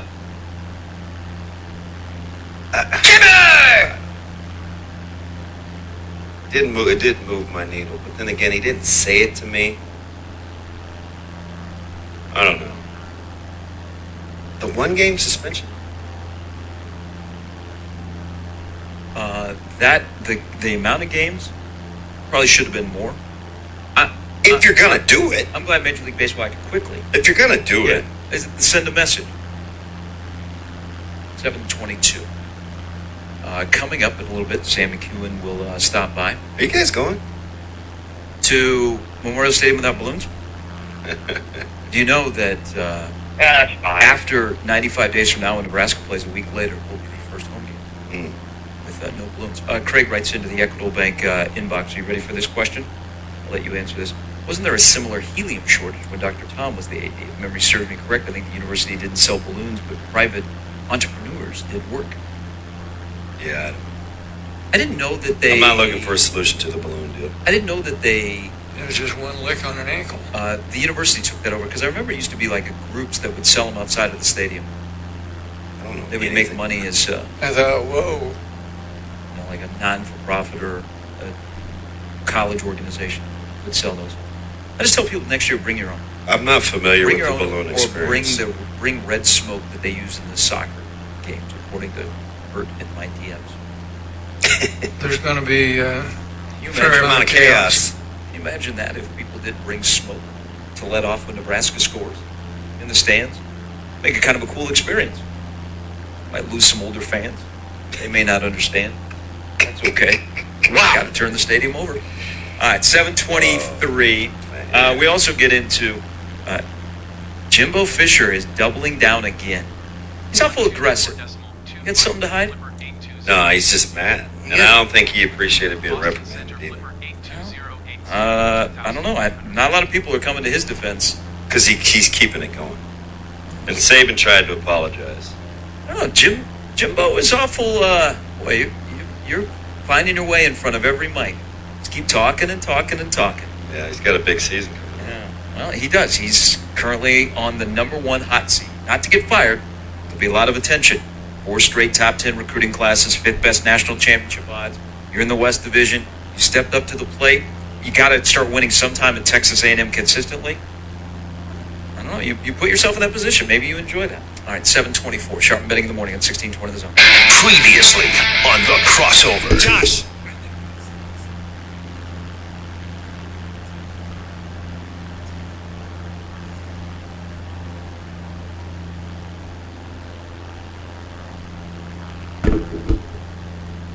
God, I hated chemistry class in high school. Mr. Gazaric was my chemistry teacher. Oh, dreaded that class. I have read more about hydrogen this morning than I think when I was last in that class. I loved my chemistry teacher. He was hard on me, but he was just firm in general. It wasn't a DB thing. It was just, he taught. Roger Ray. He was fantastic. I liked my chemistry and my physics teacher. Mr. Schrocky. Physics. Never got to that. Roger Ray. Chemistry. I like that kind of stuff, though. I wanted to like it, but I think because I was in like a senior in a junior class, I really had trouble. I don't know what I was where. I just know. I know I did AP, so. Just know that as a senior in high school, I took a lot of classes with not fellow seniors. I took a freshman Spanish class with Mrs. Leventhal. You're a regular Rhodes Scholar, aren't you? I don't claim to be a Rhodes Scholar. I was just ROAD. Yeah, I was trying to, when you make it through, it's okay.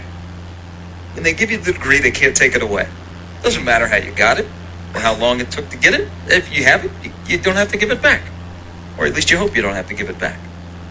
Question here into the Equitable Bank inbox from Mike.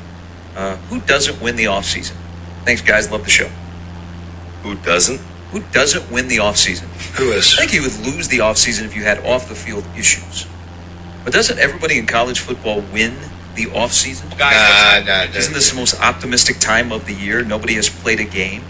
Your roster has a bunch of unknowns and new faces. Football. Well, I don't know. I mean, I'm not going to. Again, I just think we hate context. It's all relative.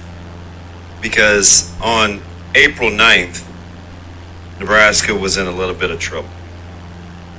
Oh, no doubt. On May 24th, they're in a better place. It's okay to say that they're winning the offseason without popping champagne and hitting it. They're better on May 24th than they were on April 9th. It's okay to say that and have people think you're not losing your mind or drinking too much Kool-Aid. We were in a state of flux because Casey Rogers had compiled 43 tackles. No, I'm dead serious, right? Because It was a need.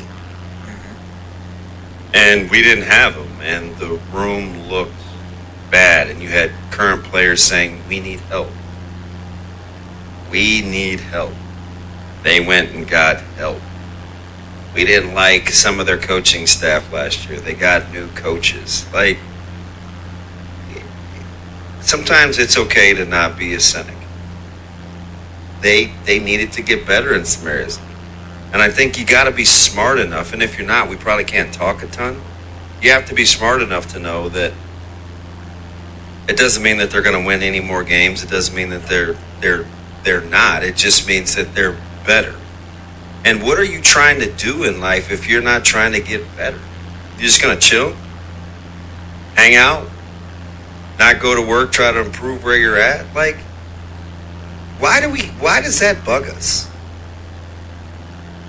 I'd like to be better than I was last week. I'm serious. Like, why? Like, I don't know, man. Well, people that bugs, stop using the word win. Just say it's the off season. Just win, and it's up to them to understand. Do we have to really spoon feed that? Nebraska has. Do we have to really put that into context? Now, today, are you asking that today? You're being serious, right? Yes. And I'm saying yes. Yeah, well. Tanner says in the Equitable Bank inbox, where they take banking personally, Gary, or name it at 1620thezone.com, he feels like Auburn has lost the offseason. They made a loss before the calendar flipped with what's going on with Harsin. Which is interesting, too, because he's had to stave that off. Yes. But he then had to save his job. It seemed like his current players kind of rallied. That's a weird situation because of, it doesn't seem like the head coach has a lot of control there. Well, he's still employed, so that's a start. Yeah, and we'll see how long that lasts. If they get off to a slow start and people start chirping. Never seemed like a great fit, but I said that. But I think the only way that I would say you've screwed up the offseason is you have off the field issues. Guys get arrested, guys get kicked off the program. And the offseason is, what do we do to get better? Are you better when you walked off the field against Iowa? Do you feel like you're better? Do you feel like your personnel is better? Do you feel like your concerns that you had at the end of spring, that you've been able to fix those in a short amount of time to at least give you an option when camp starts, then to find out if you really fixed them or not? Yeah. And if you have, well, you look back and go, man, we did really, really well in the offseason. They're just so... Let me stop. I didn't tell him, man. I need a break. Hey, there's another part of the portal, because people are judging your victories in the portal, is, I said this a couple of weeks ago, when Casey Rogers went to Oregon, or Williams showed up here from Alabama. The narrative when you lose someone or you gain someone on what that player is, when all of a sudden you've been supporting that player and you like he's part of your program, and then when he leaves, you basically dog cuss him, but then the people that are receiving him go, man, this guy's something. You get excited about that. Like Marcus Washington.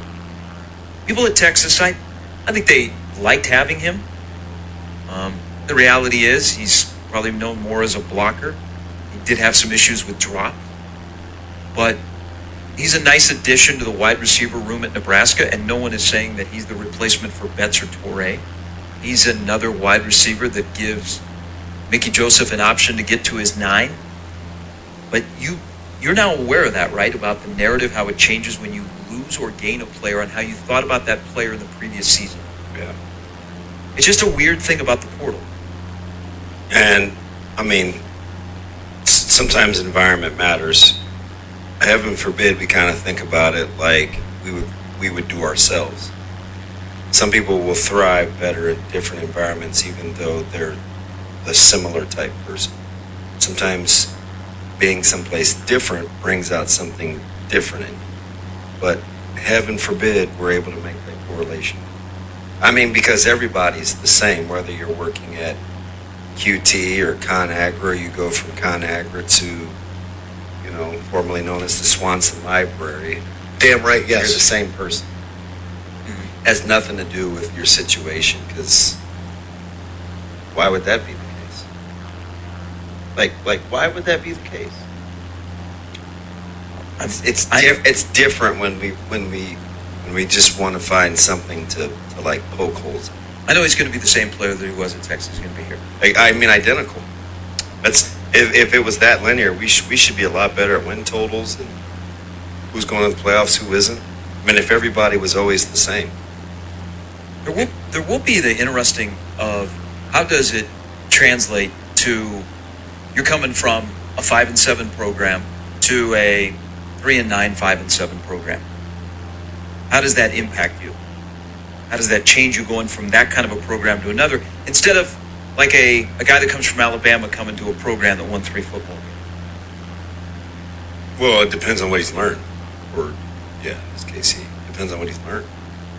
Depends on how much the culture set in. It's not always linear, but it can be. I mean, I'm sure there are practice habits. My thing is you would always like to try to raise somebody or grow in such a way where the environment doesn't dictate the person. The person can kind of dictate the environment where you want to instill the qualities in somebody where it doesn't matter where they are. If they're good, they're just going to be good, right?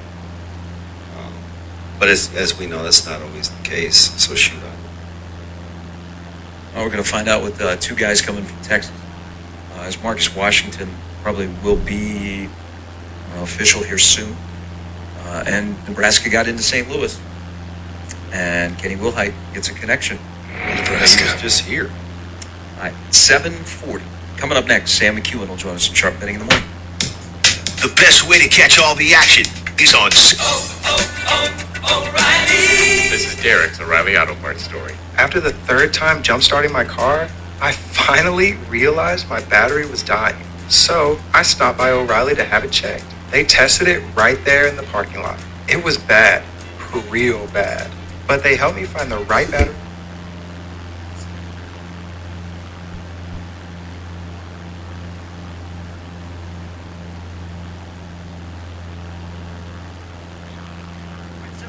On a Tuesday morning, Sharp Betting in the Morning on the Zone.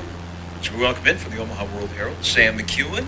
95 days away from sitting in a press box in Ireland watching Nebraska Northwestern play. Good morning, sir. Good to see you too. Good to hear from you. 95 days.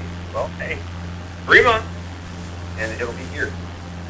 Sam, let me ask you something, especially after like the lines have been released like the last couple of weeks and people kind of get an expectation level and they're comparing it to the off season. What kind of variable or capping would you do playing in Ireland against such an unknown opponent like Northwestern? Like, does that add to the degree of difficulty, or is it for you a two-way street?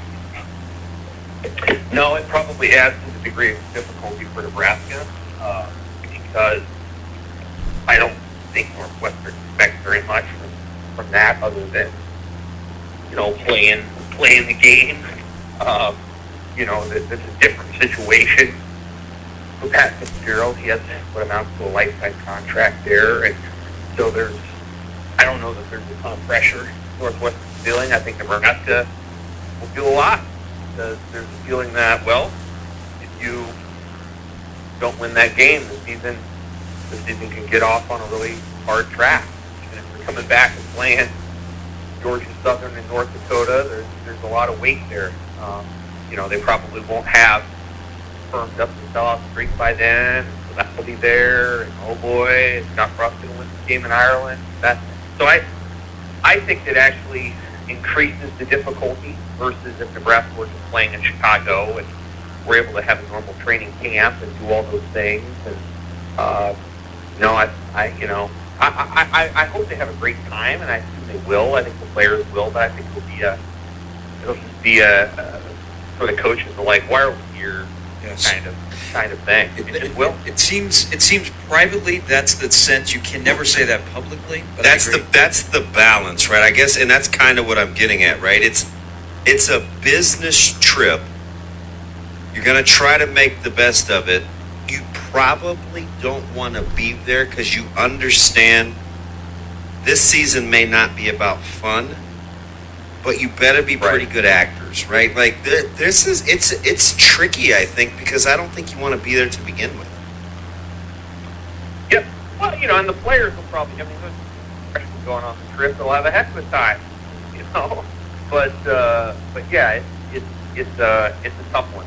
It's certainly, there was those rumors bouncing around for about 17 hours that maybe it was going to be in Las Vegas. Nebraska would love that. They would have far preferred that. And again, this is going to be tough because they're going to have to want to have fun, enjoy it. But in reality, they're going there to win a football game.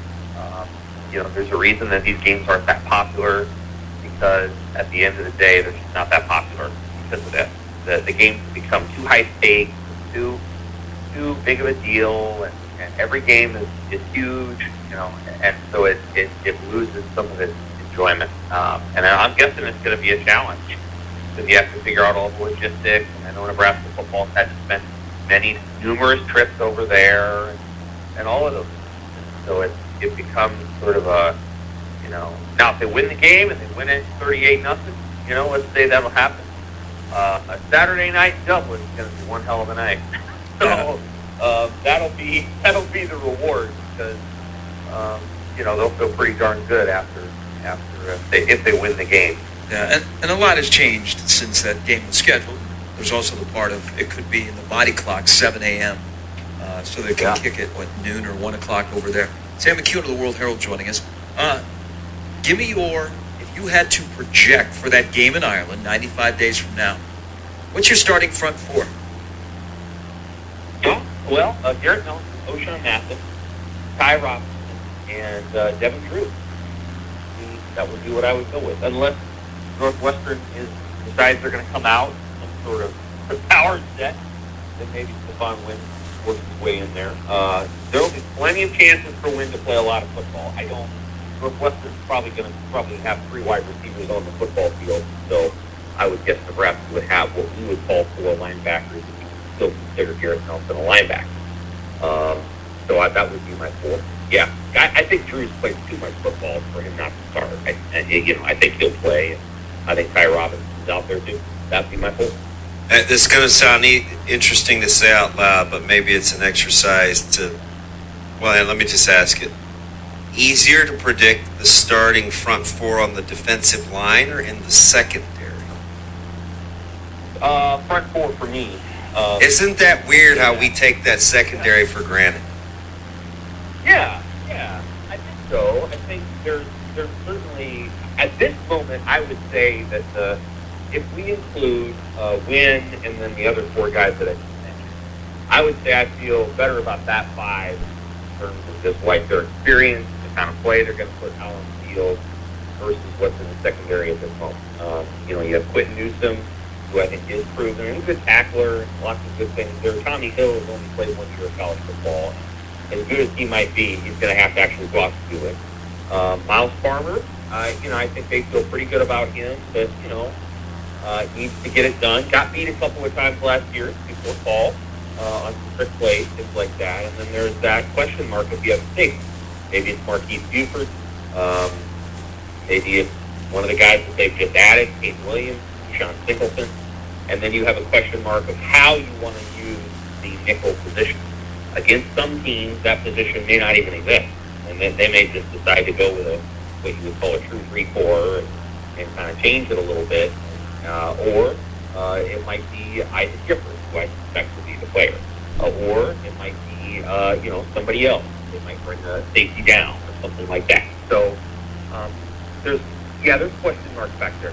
I don't think that's been completely resolved and completely nailed down.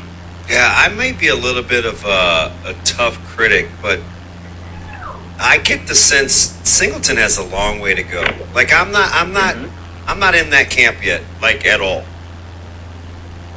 Yeah, well, he's played 1 year of college football, and he was not recruited out of high school. I think they feel like there's a lot of potential there, and he's a big guy, 6'3.5", 205 pounds, something like that. The same question mark is there with Javier Morton. Caden Williams hasn't played very much football. Tommy Williams, Tommy Hill hasn't played that much football. All of these guys, and Nick Morton played 2 years. He competes though. He's kind of the dog out there. I don't know about his ability. We didn't see much of him in the spring. But man, does he chirps pretty good. He competes. That's good. I think we're going to have to. Now, Fisher has repeatedly said he's a corner, and so I think he would probably fit in at that corner spot. I know Buford played one. They like Buford. There's just not that much experience back there. Like that's just the reality of it. And on Nebraska's front four, Garrett Nelson has played a lot of football. O'Shawn Mathis has too. Devin Drews probably played more snaps than all of them. Ty Robinson played a lot of football as well.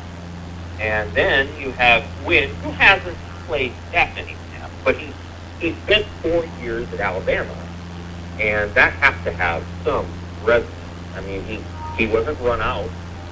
The reality is he was probably going to be the number 3 or the number 4 guy on that defensive line, and I think he wanted to play more and potentially get to the NFL without it having to be, on Nick Saban's recommendation. So, he would have played a lot more in a lot of schools. He may be better than Devin Drews for all I know. Drews played a lot of football. So, I think you have to like what they did with the front five. And again, a lot of credit to Eric Andrews and Mike Dawson and to Nebraska's NIL collective for getting that done. And, if you told me they were going to get transferred one of the best players in the transfer portal in O'Shawn Mathis, a seasoned veteran of Devin Drews, and then a player from Alabama who was not run out of there and win, then I would say they did a hell of a job, and they did. And I think Nebraska fans would be happy. This wasn't all about collectives. It wasn't about NILs either. I feel pretty good about saying that. You know what I mean? Yeah, Mathis has been very forthcoming about that. I don't know what. I think Drew probably could have gone to some other opportunities. Yep. And he could have stayed where he was at. And honestly, I think Texas Tech might be pretty good. They might win 6 or 7 games this year, and they're going to play a different defense than the goofy defense they played in the last several years. I don't know. I think NIL probably has something to do with it, but I think Nebraska just has a good combination of recruiters on that side of the ball, and Mathis has been very open about Applewhite with the role, and Nebraska is able to, Nebraska presented itself. They recruit really well. Nebraska has a very family-oriented recruiting structure, and I think that appealed to him. And so, Mathis has been very clear that it actually wasn't driven by NIL, but I think he's going to get a pretty good NIL team. Boy, when you become a good recruiter, you stay a good recruiter. Hello, Bill Bush, Ryan Applewhite, Mickey Joseph. So in the recruiting of the high school player, and this past weekend, what they have up for them in the next couple of weekends with 23 prospects and beyond. Let's go back to the portal, because at some point Marcus Washington will become the 15th portal edition. What if, Sam, Nebraska, the guys they got out of the portal, they have success. You get more than half of them are starters, and then a few others are contributors. What do you think their model looks like moving forward if they do have success in this first year going all in on the portal? If you have, let's say in theory you have 25 to 30 spots every year, which, you should be able to do if you can find a way to work through some of the roster logjams you have right now. They do have them. I do think there's going to be a number of players in that sophomore eligibility who are going to leave. Yeah, they got a ton. The 26, 27 in that group. And again, there's so many players there. Some of those guys are going to transfer and leave. I think that a good, let's say you get 30. I'd say you go 1/3 portal, 2/3 high school, unless you feel like you could do what Texas A&M did. Nebraska's not going to recruit what Texas A&M recruited. But the point is that Texas A&M recruited signed 30 high school players last year. They had the number 1 recruiting class in the country, an elite class. And they signed 2 transfers. What's interesting about that, and I wrote about this in the Rewind, Texas A&M is probably not going to be that good. They're going to be okay. They're ranked, in the preseason top 10 of a lot of these polls. I'm like, I don't think they're going to be that good because true freshmen in football don't exactly come in and be the kind of players that they can in basketball. Now, you give Texas A&M 3 years, and they're going to be a top 2 or 3 team in the country. They're going to be elite because all those guys are still going to be there, and they will develop. But Texas A&M did not decide to get itself better right away. They took a quarterback who isn't, frankly, in my opinion, isn't any better than the guy that they had last year left. And they're probably going to be about as good as they were. 7-5, 8-4 there. But Texas A&M is recruiting for the future. Nebraska needs to have a winning season. They have to. I mean, they have to have a good year. They can't, or otherwise the whole operation is done, most likely. And so it makes sense for them to go out and get transfer portal players and try to use this thing right now. But long term, you're going to build a program the way that Iowa and Wisconsin are building it, and either one of those programs has taken one. I believe Iowa's taken one. And they're going to build what we call now the draft versus free agency. Nebraska's taken 15 transfers, which I think is the highest number in the Big Ten. Iowa's taken 1, which I believe is the lowest number in the Big Ten. And so you can see the difference between those two. I think the magic formula for Nebraska is somewhere in between those two numbers, so around 7 or 8 a year. I think what Nebraska wants to do and where they want to go probably points to that. Probably points to a desire to try to build a program like that. And I think they're able to do that. Nebraska is a very appealing place to transfer. There's no question. Because a lot of these kids go somewhere else. It's not very family-oriented, or it's a little hard-edged, or it is whatever it is. And then they come to Nebraska. And then one of the biggest advantages that Nebraska has is the way that they talk about the holistic experience of the student-athlete. And there are a lot of guys, once they get here, and they've experienced it somewhere else, they come here and they're like, well, this looks like a better place than where I was at. And so they're always going to do well in the transfer portal for that reason, because it seems like a place where athletes actually... Sam, let me ask you something. Winning or not. Go ahead. Look, I'm going to ask, and this doesn't have to be if you were Coach Frost or the staff. This would be if you're Sam McEwen, okay? Deep thinker. You understand the pressure that's happening this season, right? Whatever the win total needs to be. You have gone all in on patching holes via the transfer portal. You still need to be a developmental program in the long haul. How do you keep yourself grounded if you catch lightning in a bottle in 2022? And not overdo it in the portal? Correct. Or get away from the fact that you need to be in the business of development. Yeah.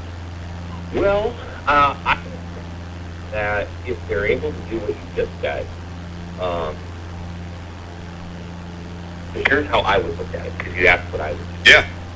I would say, great, this gives us an opportunity to build the program so that which is using 3- and 4-year players versus transfer. That the transfer situation would be a stopgap, and that you would finally be able to get back on the track you always intended. And with the NCAA removing its scholarship cap numbers, you would be able to go, in on some of the guys that you really want. And because Vince Smith is there, you have an opportunity to. You have a great recruiting operation that can get you some of those high school players. And so they're going to have a ton of visitors in June. I think anybody who understands how the world works knows they can't take all of those players. But they're going to have them all in. And then you begin to figure out, okay, well, we have a really good year, and we're going to try to add as many of these young high school guys as we can, and who might want to leave in the program and start plotting it out over multiple years. So that'd be what I would think, is that success gives you an opportunity to do it the right way.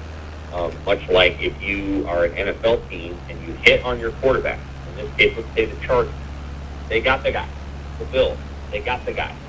Well, you assume that you have that guy, and so you don't have to worry as much about signing a free agent quarterback or drafting one, and you can use those draft picks and free agent signings to complement Josh Allen or Justin Herbert or Jalen Hurts. You feel like he's the guy of the Eagles. you can complement that quarterback versus having to constantly look for him. Yeah. For example, around Mahomes. See, that's why it's important. See, and we've said this for a year, since Trev made the decision. It's my opinion. I think Sharpie's with me. Feel free, Sharpie. That this works out for Coach Frost in 2022. And I say that because if you look at and I'm just one of those nerds that get inside the roster, right? They got old in a hurry. They plugged some gaps, but they have the huge sophomore class and the 3-year guys. It's a big number. So if they have success, enough success to keep your job, you have to immediately recalibrate into the development role because you bought yourself some time, because you don't want to start over with a middle crop of kids for a new coach. I'm totally thinking big picture, right? Because you want long-term success. That's why I think it's vital that they continue to remind themselves that they're a developmental program, because you're going to have a big bulk of relatively inexperienced kiddos, and that's not a good place to be in for a new staff. Right. Yeah, I get that. You know what I mean? I agree. I do know what you mean. Yeah. I mean, I think the biggest question that they've got to try to navigate, the biggest question is they got to win this season. So that there's 2 tiers of things to manage there, but then beyond that, okay, how do you re-up it? How do you sustain it? Knowing that within, I don't know, the next month or 2, you're going to have a completely different scheduling concept for the Big Ten. The divisions are probably gone. I mean, Trev Alberts kind of mentioned that last night. But then he went back and forth, right? He put it out there, then didn't think it may, and then said if it did, it might. Like, they protected themselves. Oh, yeah. This is going to, in my opinion, come down to Ohio State and Michigan, whether they want divisions or not. Whether Ohio State and Michigan desire to play each other 2 times in a row at the end of the season. Because as it stands right now, they can only play each other once, and that one big game becomes the biggest of the Big Ten calendar, regardless of how good either team is, because one of the teams is usually good enough to make the Big Ten championship. If you go to the other model, you are risking having those 2 teams play each other 2 times in a row, or you're risking taking the Ohio State-Michigan game and making it Oklahoma-Texas. And one of the reasons that Ohio State-Michigan is what it is because of where it's at on the calendar. And so they're going to have to try to figure that out. But let's say they don't have divisions anymore, and all they have is the Minnesota, Wisconsin, Iowa, pod, and then you're rotating the other teams. Well, then you're looking at kind of a different reality. You have to make a decision then. Is Nebraska going to orient itself to beating the 3 teams that, by the way, it hasn't beaten since 2018, any of those teams? Or are you going to try to look for some other kind of way to beat? Nebraska's in an extremely difficult spot. I try to impress that upon people all the time, that the 3 teams that are going to be considered peers are also teams that they haven't beaten. And they all play the same. They're all like these giant, thick, just defensive teams that sit on the ball. Nebraska's trying to do it a different way. It's hard. All these other things. It's such a unique and interesting challenge that Nebraska has in football right now. And even though they're never going back to the Big 12, the Big 10 is hard as heck. Sam, as always, we appreciate it. Thank you. Have a great Memorial Day weekend. Thanks, Sam. Good stuff in there. Yeah, he lets me go deep. I like that. There's the Mel Tucker thing, because Mel Tucker didn't go deep into the portal this year. They have 8 portal additions after 19 last year. I'm watching them closely. They supplemented this year. And not supplant. But the first year he needed to fix that roster. Now, new coaches are going to get a break here in the next couple of years if they come in, because they can kind of clean house and start a little bit from scratch. If Nebraska's in a pod with Minnesota, Wisconsin, Iowa, it's going to force you to do things that maybe you're not comfortable doing, or to get your program fixed where the goal is to beat those 3 teams and get out of your pod. And how do you beat those 3 teams? It's going to make you do it sooner than later. All right, 2 hours in the books, 2 to go. A little bit later, Brian Christopherson stops by. We'll talk some Big Ten baseball as well as the tournament begins tomorrow here in town. Could be impacted day one by the rain. The rest of the weekend, though, does look nice weather-wise. That's all still to come. Sharp betting in the morning. Fly.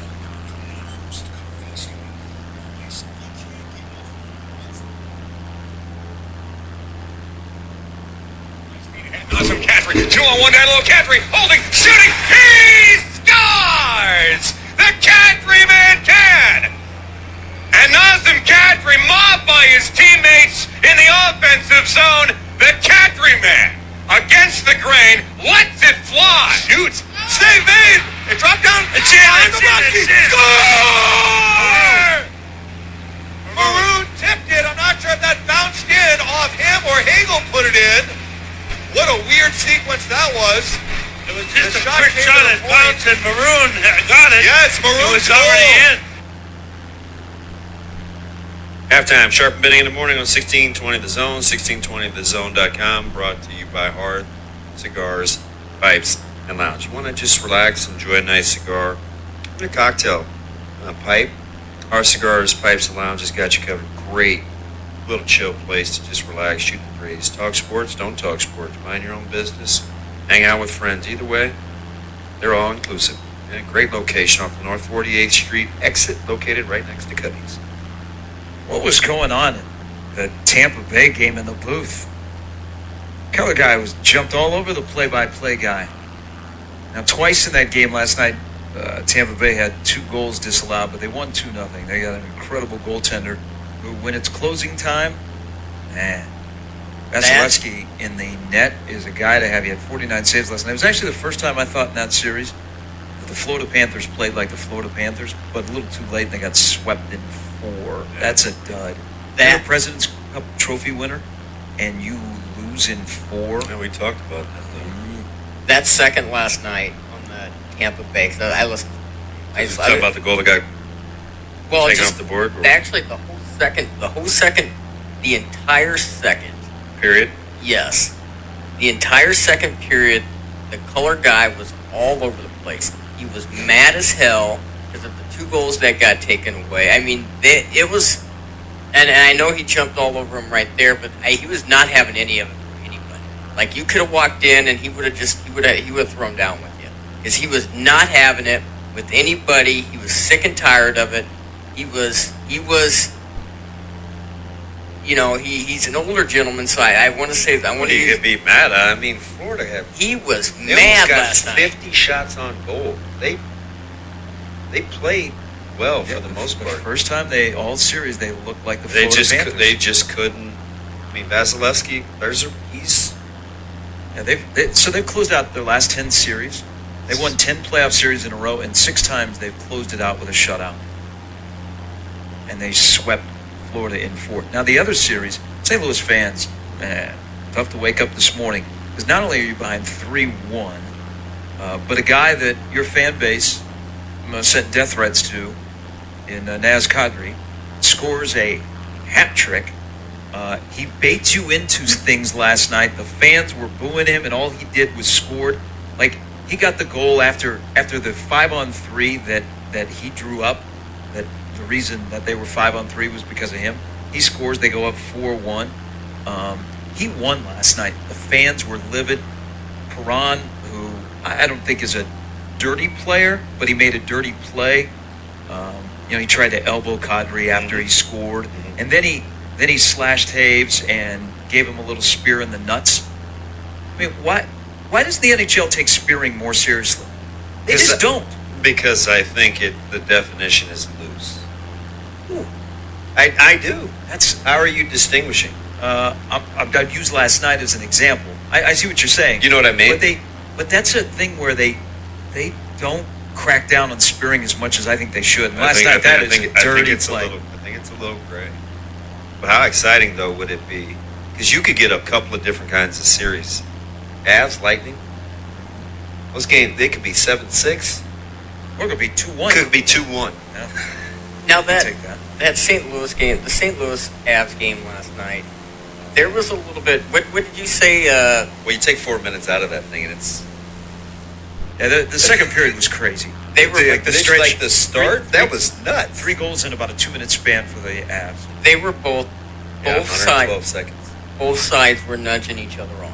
It wasn't just St. Louis doing it, and it wasn't just Colorado. I think that's how It started. That has to be how St. Louis played. It started 12 seconds into the game. You cannot. How about we start before that game started? Who in your right friggin' mind, you are so upset that your goalie got injured? It's sports, folks, that you're threatening a man's life? Listen, we just... Man, shut your face. We just said that a guy should lose his job over balloons.